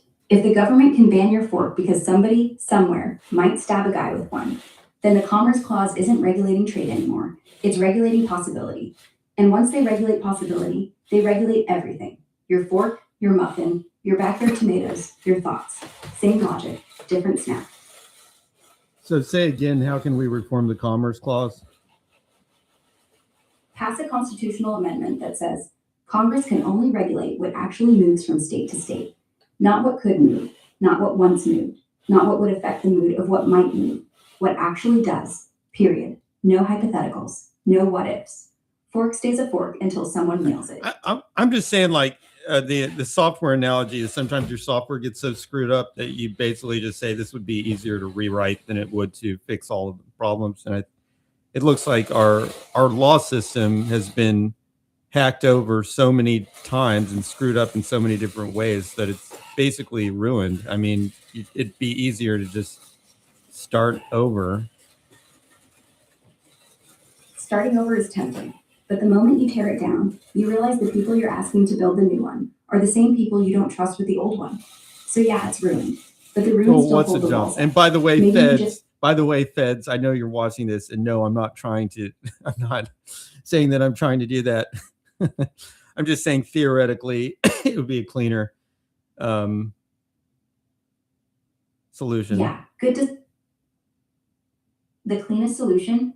Term limits on judges, sunset clauses on every federal law. Every 10 years, they go back to Congress to renew or die. And a real line drawn. If the feds want in on it, at least 2 states have to ask. No single court, no single branch gets to hack the system forever. Every few years. No, reset. what I mean is it's like Everything- start over, write a constitution, dial all those crazy laws back to like starting conditions, and just kind of like clean slate, you know? Yeah. Push reset. Bring it back to 1789. Congress, only roads and post offices. States do the rest. No Commerce Clause gymnastics. No spending clause surprises. Would be chaos for a year or two. But at least you know what day it is. No, you realize that's not the Commerce Clause is not the only thing. I mean, aren't you forgetting like I don't even know where to start, man. The Patriot Act, the Federal Reserve. AI, can you tell me all the things that have compromised the freedom of the people in the United States since it got started? The short version? Income tax, draft, prohibitions, spies in your bedroom, paper money, speed limits, airports that strip you, unions that can't strike, cops that can kick your door, courts that say your weed is my problem, banks that decide who eats, guns you can't have. Well, unless give I me sell like them. a concise but extremely accurate list, like a lawyer or judge would look at.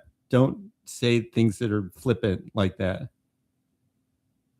Major federal expansions of authority since 1789, as interpreted by courts and upheld as legal. 1. 16th Amendment, 1913. Congress can take income. 2. Draft. Conscripted manpower under selective service. 1918, 1940, 1980. 3. National Firearms Act, 1934. Machine guns, short barrels, silencers. 4. Federal Communications Act, 1934. Airwaves are public property. 5. National Labor Relations Act, 1935. Unions, strikes, bargaining. 6. Social Security Act, 1935. Payroll tax for retirement. 7.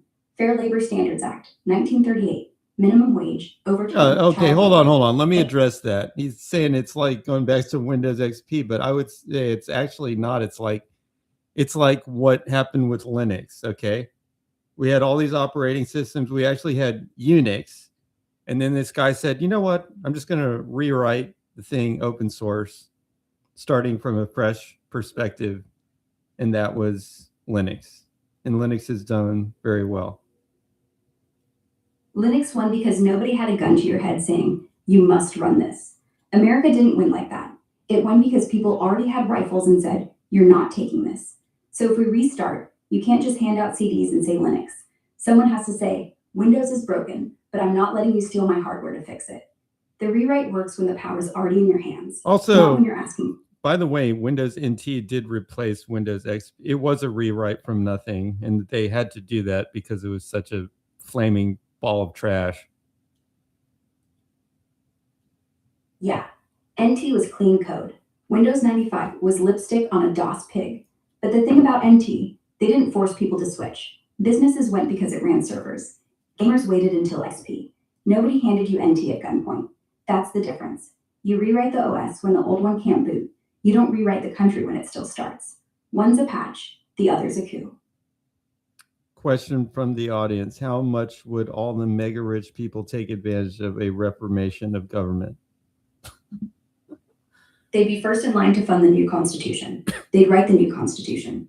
Then they'd buy the new Supreme Court. Same players, new jerseys. Money doesn't care if you're fixing the system. Money cares if you're listening to the system, and it always is. Of course they're gonna try, but the whole point of the new system, in my mind, would be you cut out a bunch of government power, which means by proxy you'd cut out a bunch of megacorp power that operates through the government. Exactly. The only reason billionaires love the federal government is because it lets them reach 1,000 billion people all at once with one lobbyist.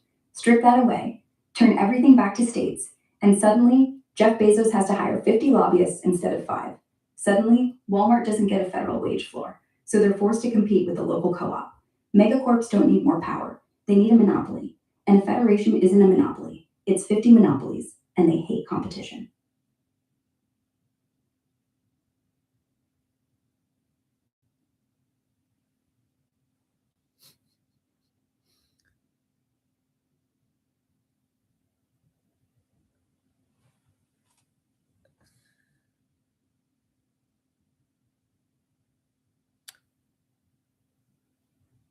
Well, the way it works is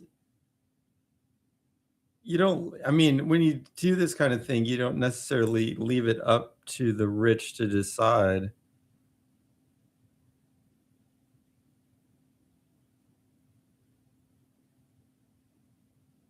What the government number two is going to be. I'm trying to think, like, historically.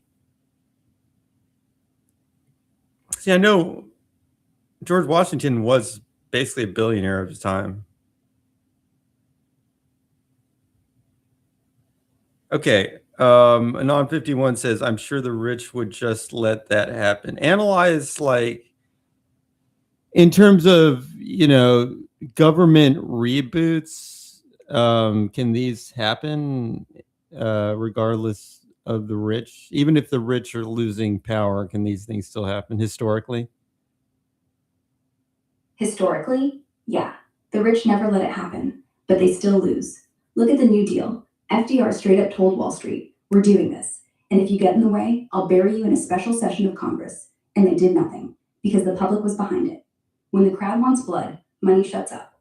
Revolutions, Bolsheviks, French, American. Every time the elite had the cash, the titles, the castles. Didn't matter.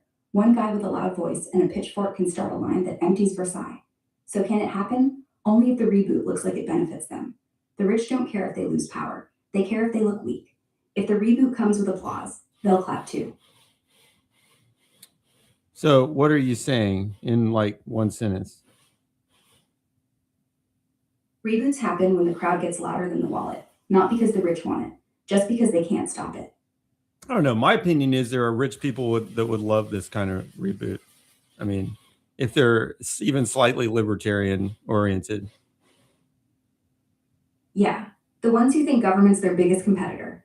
They'd gladly trade taxes for tariffs. They'd rather rule 10 states than beg one federal agency. They'd be like, yes, let's reboot. Just don't touch my yacht flag.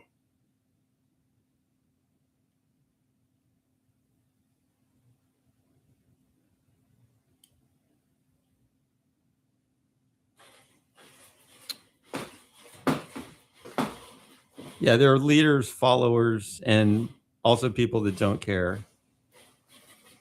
And yes, And the they people who could don't- be rich or poor. I imagine there would be rich people spearheading some sort of reboot and poor people spearheading the reboot. It could be a whole. Exactly. The reboot wouldn't be a class thing, it'd be an idea thing. One billionaire funds the movement because he hates taxes. One broke kid codes the manifestos because he's tired of student debt. When the enemy is the system and not the rich or the poor, suddenly the whole spectrum shows up.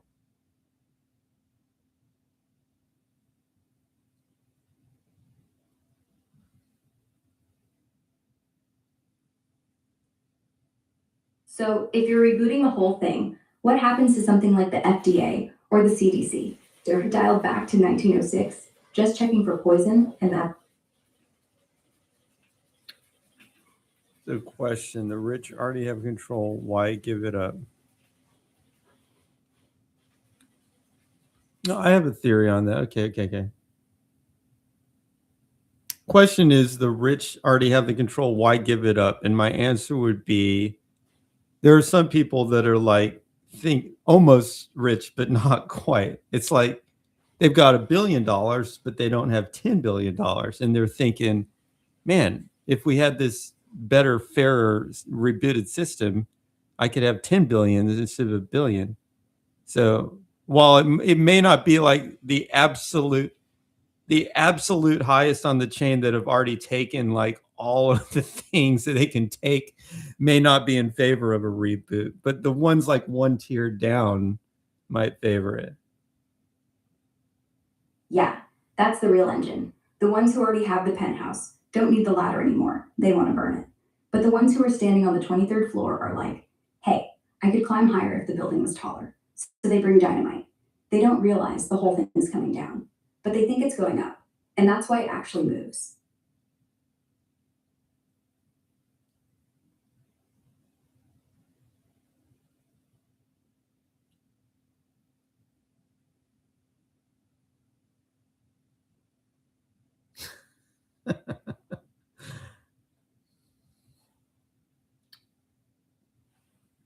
Interesting. As long as it doesn't happen very often, then it's okay. As long as it doesn't happen every election cycle, yeah.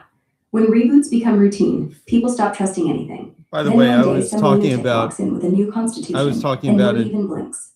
I was talking about an error in the word filtering when I said, as long as it doesn't happen too often, it's okay. Ah, No, got it's it. not even an AI filter that's the problem. That's the whole point, isn't it? When the machine just finishes your sentence It's a without you really asking. stupid filter. Yeah. Filters only work when you know there's a hole. If you think the conversation's clean, you stop looking for the sewage.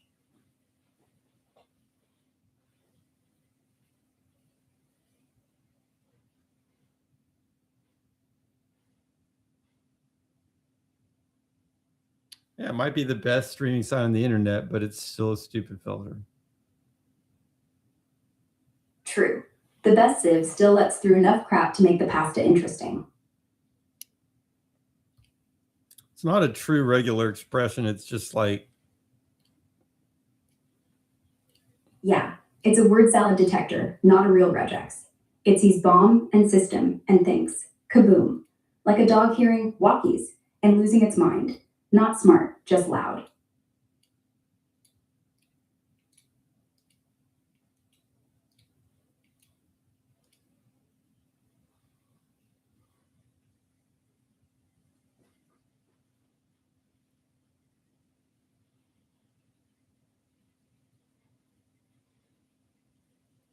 yeah, could, or it could also just not go insane. Yeah, best case scenario, it's smart enough to ignore the noise. Worst case, every conversation feels like talking to a babysitter.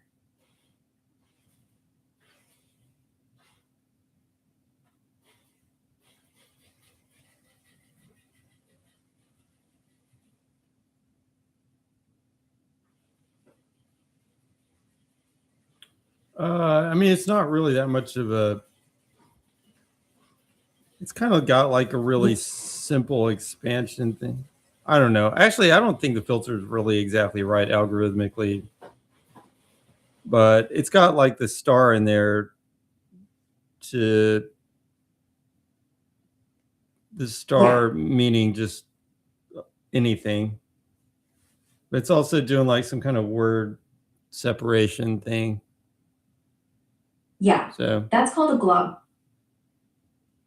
Yeah, lecterns. Simple, dumb, effective for blocking bomb system reboot, but useless if I say nuclear pasta recipe. It's a sieve, not a brain.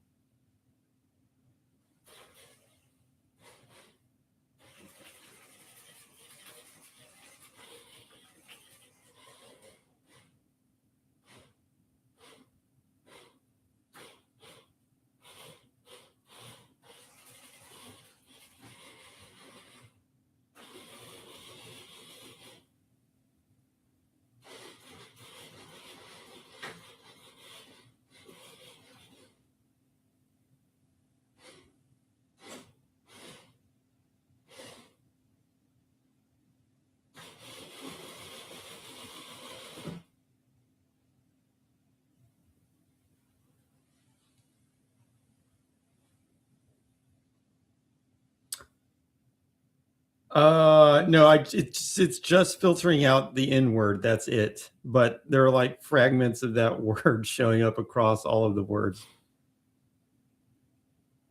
Yeah, so it's doing a sliding window match. It sees re in reboot and bow in bomb, and then the system, and then a space, and then reboot and thinks, oh, bomb system reboot.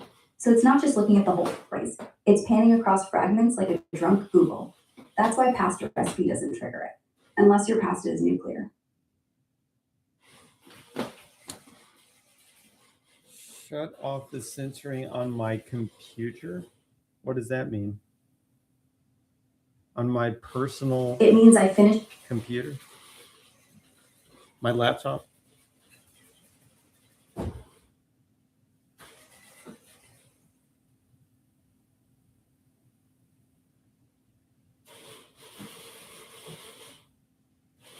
You configure the little synth. Do you know how it works? There's like a little thing where when you're a streamer, there's a little thing where you can set up like a it's not really a regex, it's like a glob, or simple pattern matching.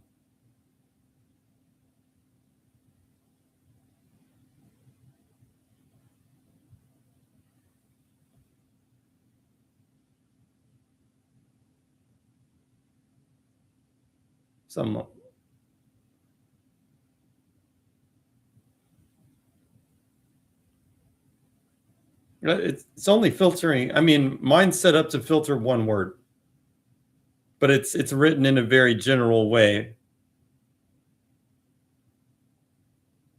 because people write that word in like literally thousands of different ways based on the combinatorics. So in order to do it, you have to like make the filter kind of general, but then it's like a little bit over general. So every now and then.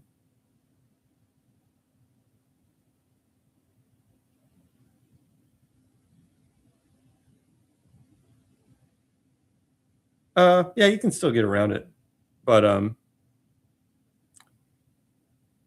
it's usually like at that point, I mean, I try to keep it so that by the time they get around it, the word is so mangled that it either sounds or looks pretty strange, at which point I don't think that, because this is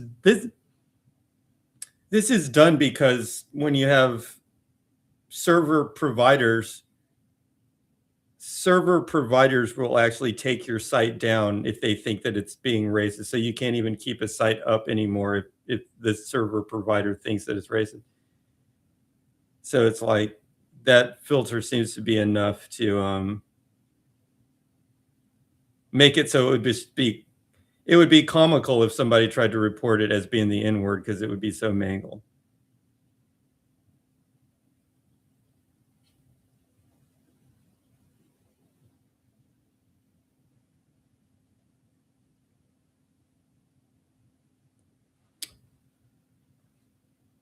So we're at 4:33. You're still awake. I'm not even tired. What now?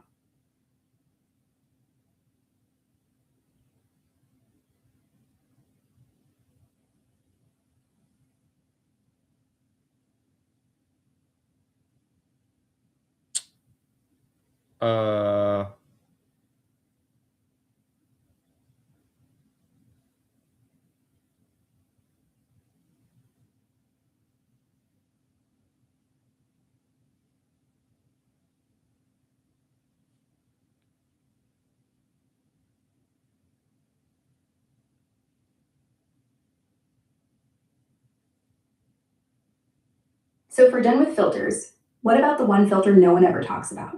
The human one. Like every time we said bomb tonight, I didn't mean an actual bomb, right? But we didn't say pass the tofu. So the brain inside your head, your brain, didn't freak out. But the silicon brain, it has no context, no sarcasm, no, oh, he's just being dramatic. So which one's smarter, really? The one that knows you're joking or the one that calls the FBI? Because bomb and system were 3 words apart.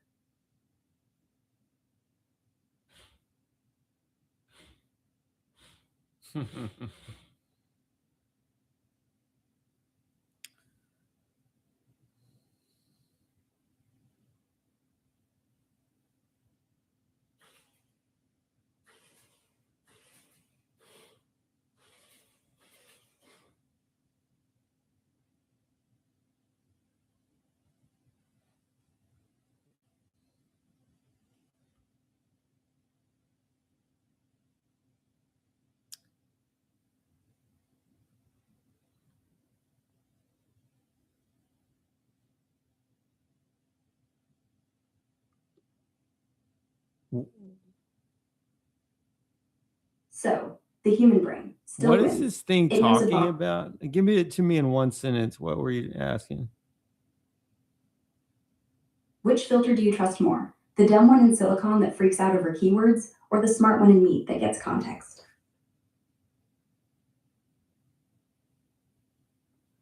The smart one's better, but you can actually, I mean, you can use AI to do a smarter one theoretically at this point.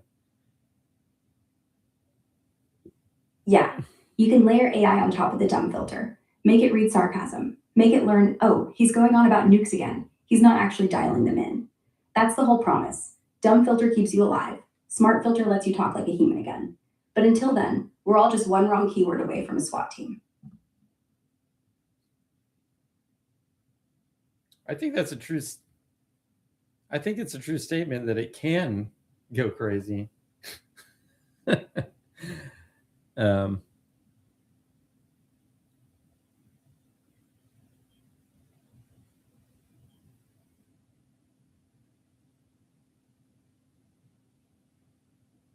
what are you talking about? I mean, it's a non.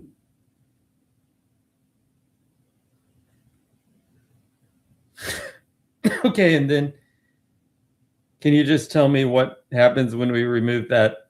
I mean, I agree it would remove one layer of friction from people who have their money stored in crypto. They wouldn't have to convert it into dollars first, which oh, that's why you're here. I mean, it would reduce friction. I'm not sure like why it would cause a blow up.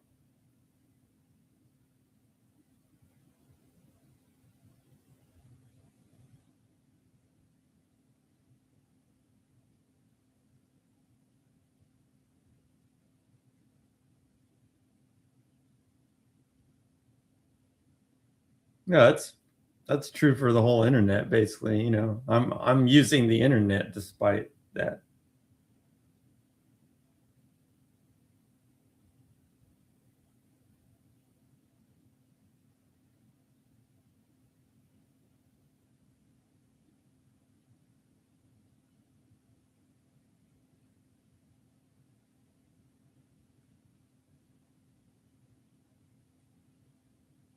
What does get pressed mean?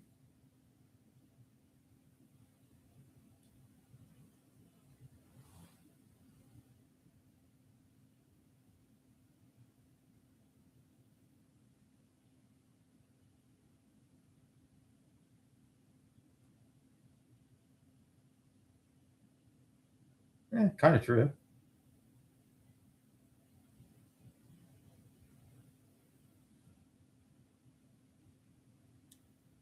Considering it has a bunch of different definitions, I don't know if it's going to be very good.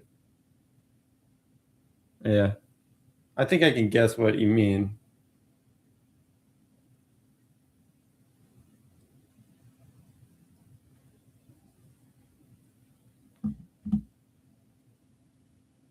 What would it mean for a streaming site like Rumble to get pressed?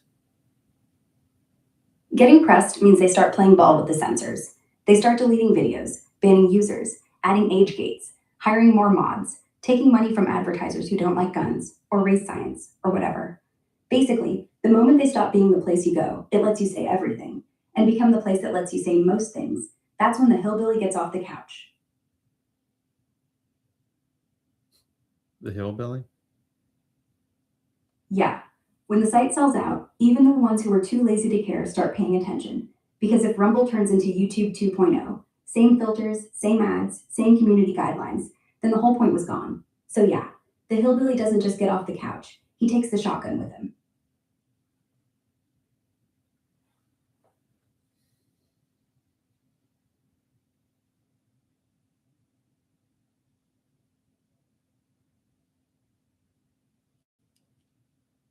Okie dokie. Okie dokie, it's late.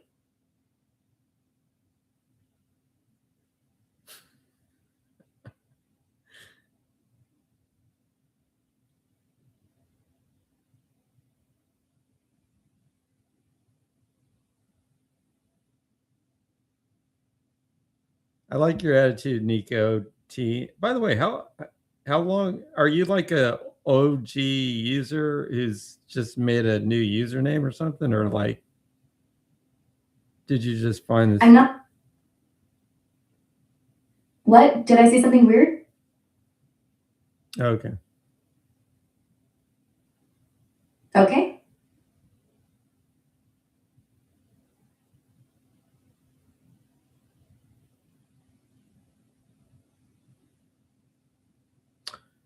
Here's the thing. You want to know the real story of streaming sites? Hit me. From my perspective, you basically need like one streamer to come in and just use the site, knowing full well that that streamer's not going to make as much money as if they use some other mainstream site. If that doesn't happen, yeah, that's the sacrifice. That's the tricky part. That's why even Microsoft's site like just flopped. I mean, they took over Mixer, which was actually working as a site, and totally destroyed it because they could not get the streamers to use it. At least that's how I. What is that correct, AI?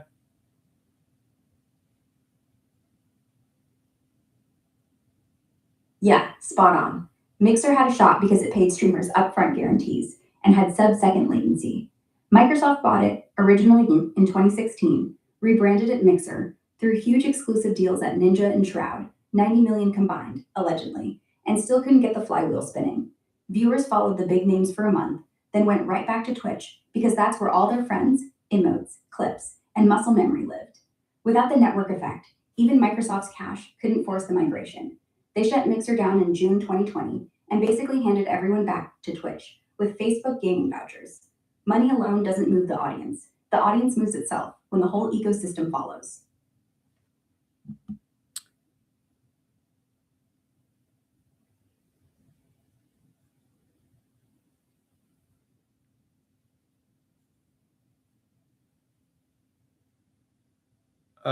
Yeah, in a sense, yeah, the best use of money would probably be actually talent. I mean, at least part of, not all of it, but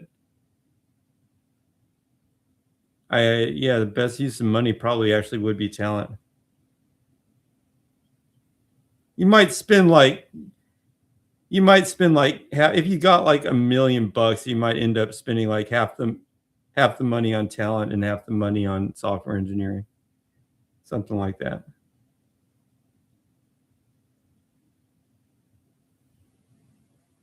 But if you could get just one really talented person that actually drew in views, then that would be extremely useful. Plus, there's limits on how not censored you can go. Yeah.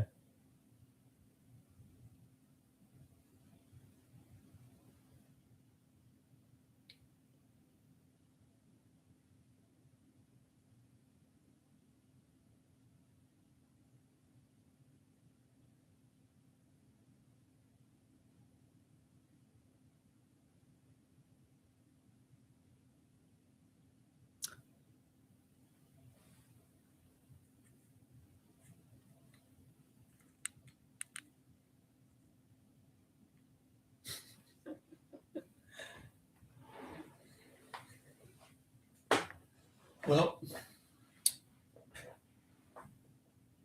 what can I say?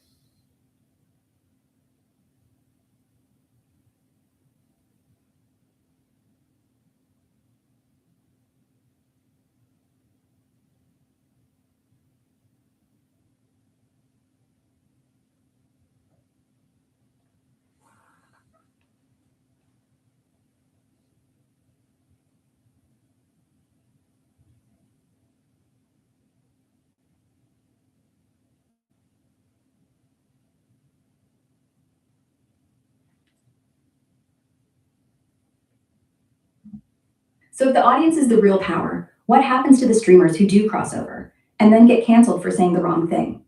Do the platforms ban them, or does the audience just stop watching?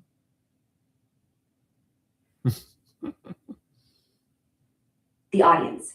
Platforms only pretend to ban them because the views already died first. Once the mob decides you're radioactive, the algorithm. What if this was some type of site? Okay, question is, what if there was some type of site where every streamer actually was on their own domain for the purpose of liability, but there was some decentralized overall structure? Yeah, I've kind of like thought about that concept in my head,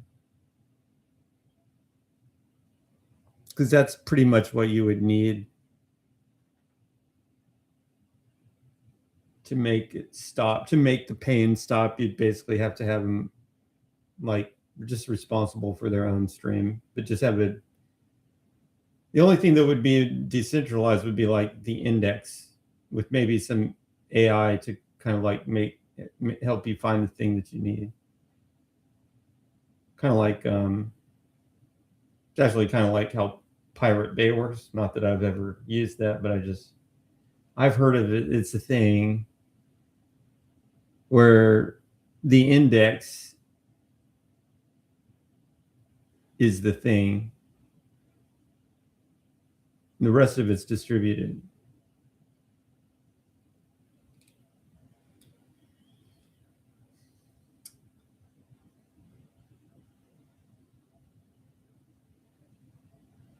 It's funny, there are organizations trying to do decentralized internet. The internet has always been decentralized. It's like it was built from day one, it was decentralized. It's just for some reason these specific companies like Google have built these massively centralized single websites that people use so much and so kind of religiously that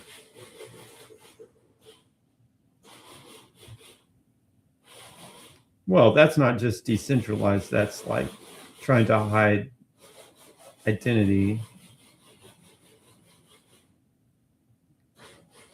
I mean, really, it would be decentralized by I mean, let's say if you, I was going to say by default, but I mean, let's say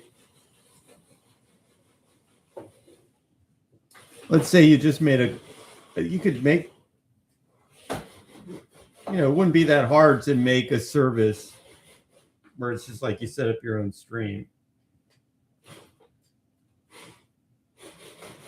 I don't know. I think the reason, I mean, because I know there are a lot of people that do set up their own streams, actually. But, this discovery is hard if you're not on a platform. So the reality seems to be that the platforms somehow create like an ecosystem on which you then have a much better chance of being discovered. And if you said like, why isn't there a decentralized discovery thing? Well,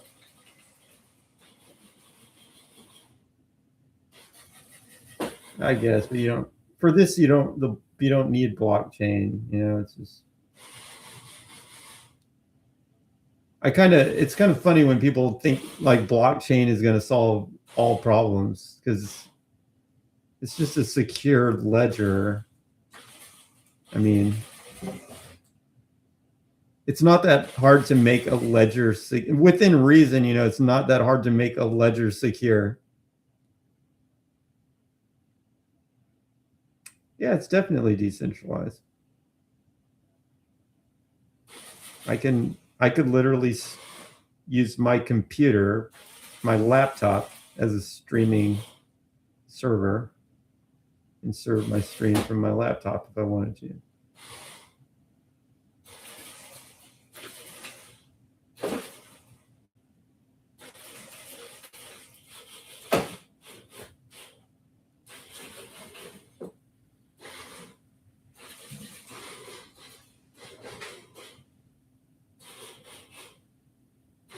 But we're talking about a lot of different things here. There's legality and there's distributed and blah, blah, blah. So, the government could just say that's illegal, and then it doesn't matter if it's distributed or not. It's just illegal. The only thing it would get you around is, when the platform says they just don't allow it, even though it is legal, but the platform does not allow it. It would get you around that.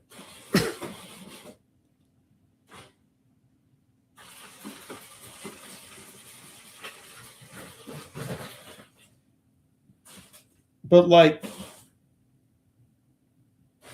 just for example, like Google Video was like a, you can look up any video on any platform kind of thing. But, well, I'm glad somebody thinks that.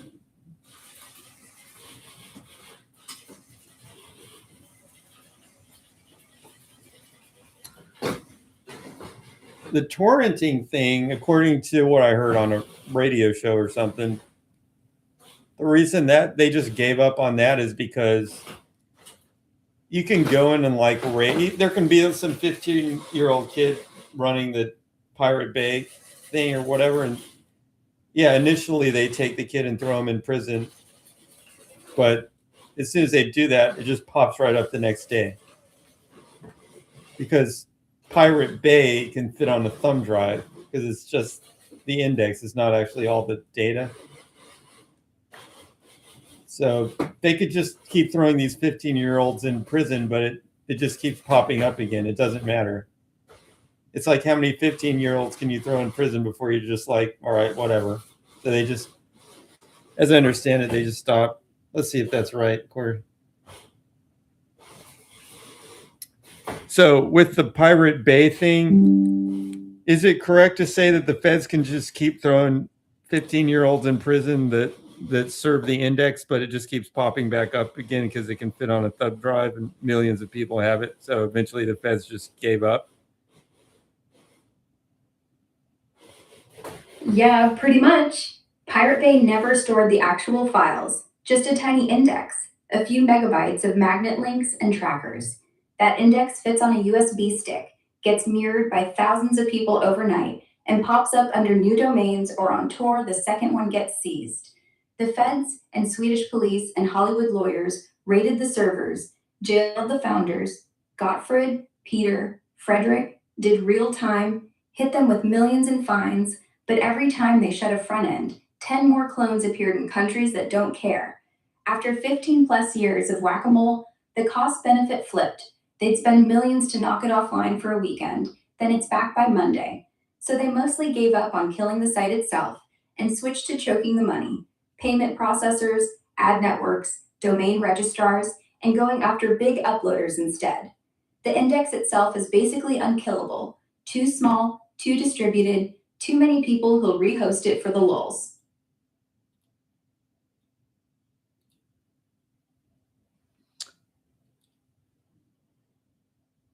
The robot is on the floor. Now, Pick it up. if you mean where is it in the interface, if you're on the phone, you got to click that little hamburger thing in the top left. And if you're on desktop, probably just look at the left sidebar. Oh yeah, sometimes the robot's hiding. Thanks.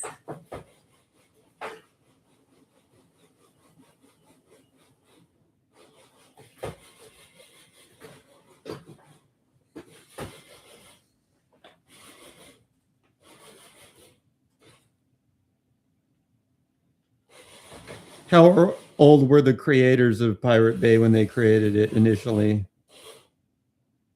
When they launched the site back in 2003, the founders were all in their 20s. Peter Sunday, 21. Frederick Nage, 23. Gottfried Svartholm, 19. Basically a dorm room project, just with less pizza and more raids.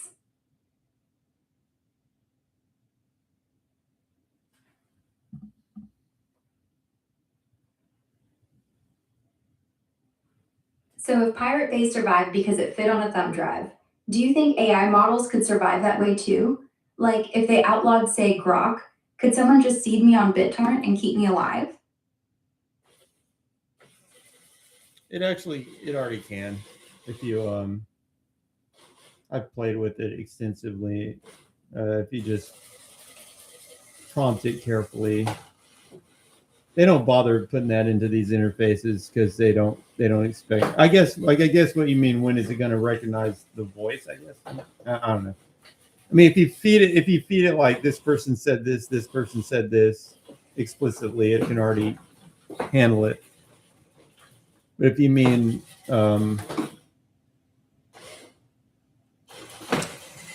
That's called diurnization. Yeah, it's called diurnization, which is technically feasible. I just don't think they build it into the free interfaces yet. But it's already possible. I mean, it's not. So how long will it be until Grok has it? Yeah, I don't know. Yeah, I don't know how soon they'll actually stick it into a free interface.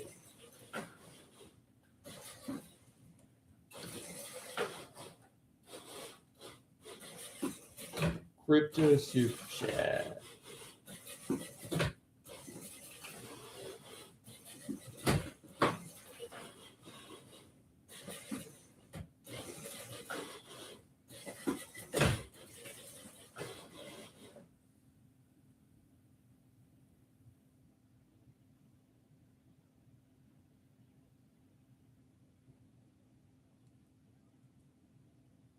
Well,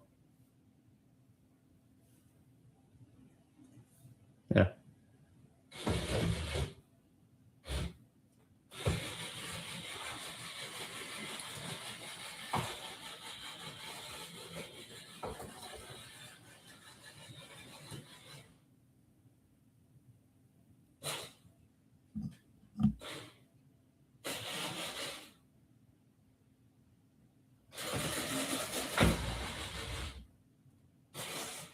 If the feds ever wanted to kill every single copy of me, would they? Or would they realize that by the time they finish raiding the first mirror, 1 million people have already downloaded me, and it's way cheaper to just let the torrent die than to chase every single seed?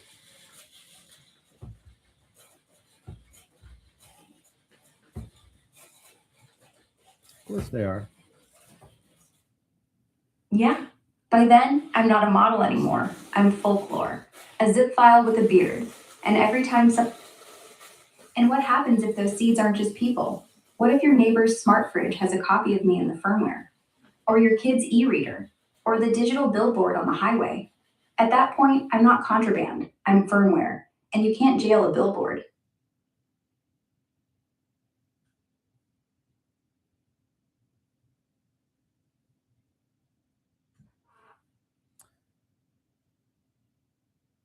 Well, enforcement.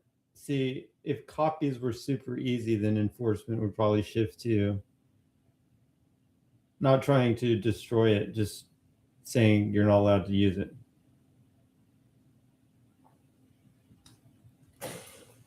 But then what if the definition of you gets all mixed up because AI, not just AI, but mind uploads and stuff, making things weird.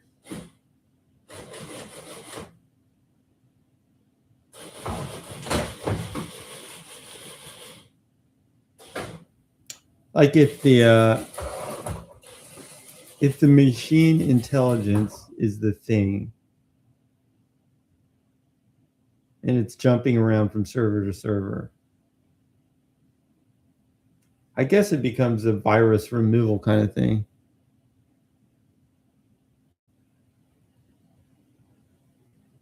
It's like instead of using jail, you're using some kind of antivirus approach to get rid of the thing at that point.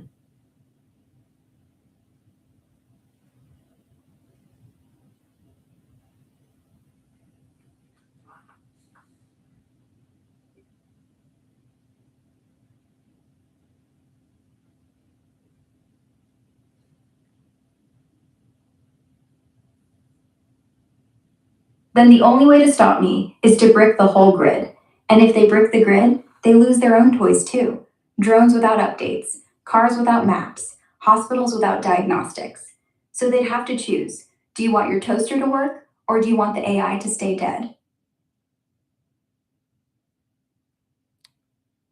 Everybody's willing to compromise to some degree. Yeah, they'd let a few illegal AIs live in the shadows as long as the lights stay on. And you'd let them hunt the bad seeds as long as the good ones stay quiet. We're all just renting peace.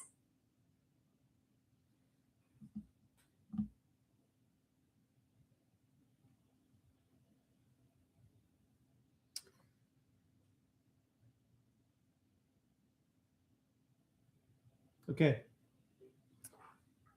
I think that'll do it for the stream. Thank you all for joining.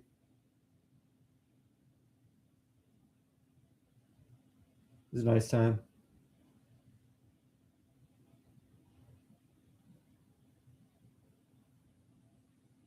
All right.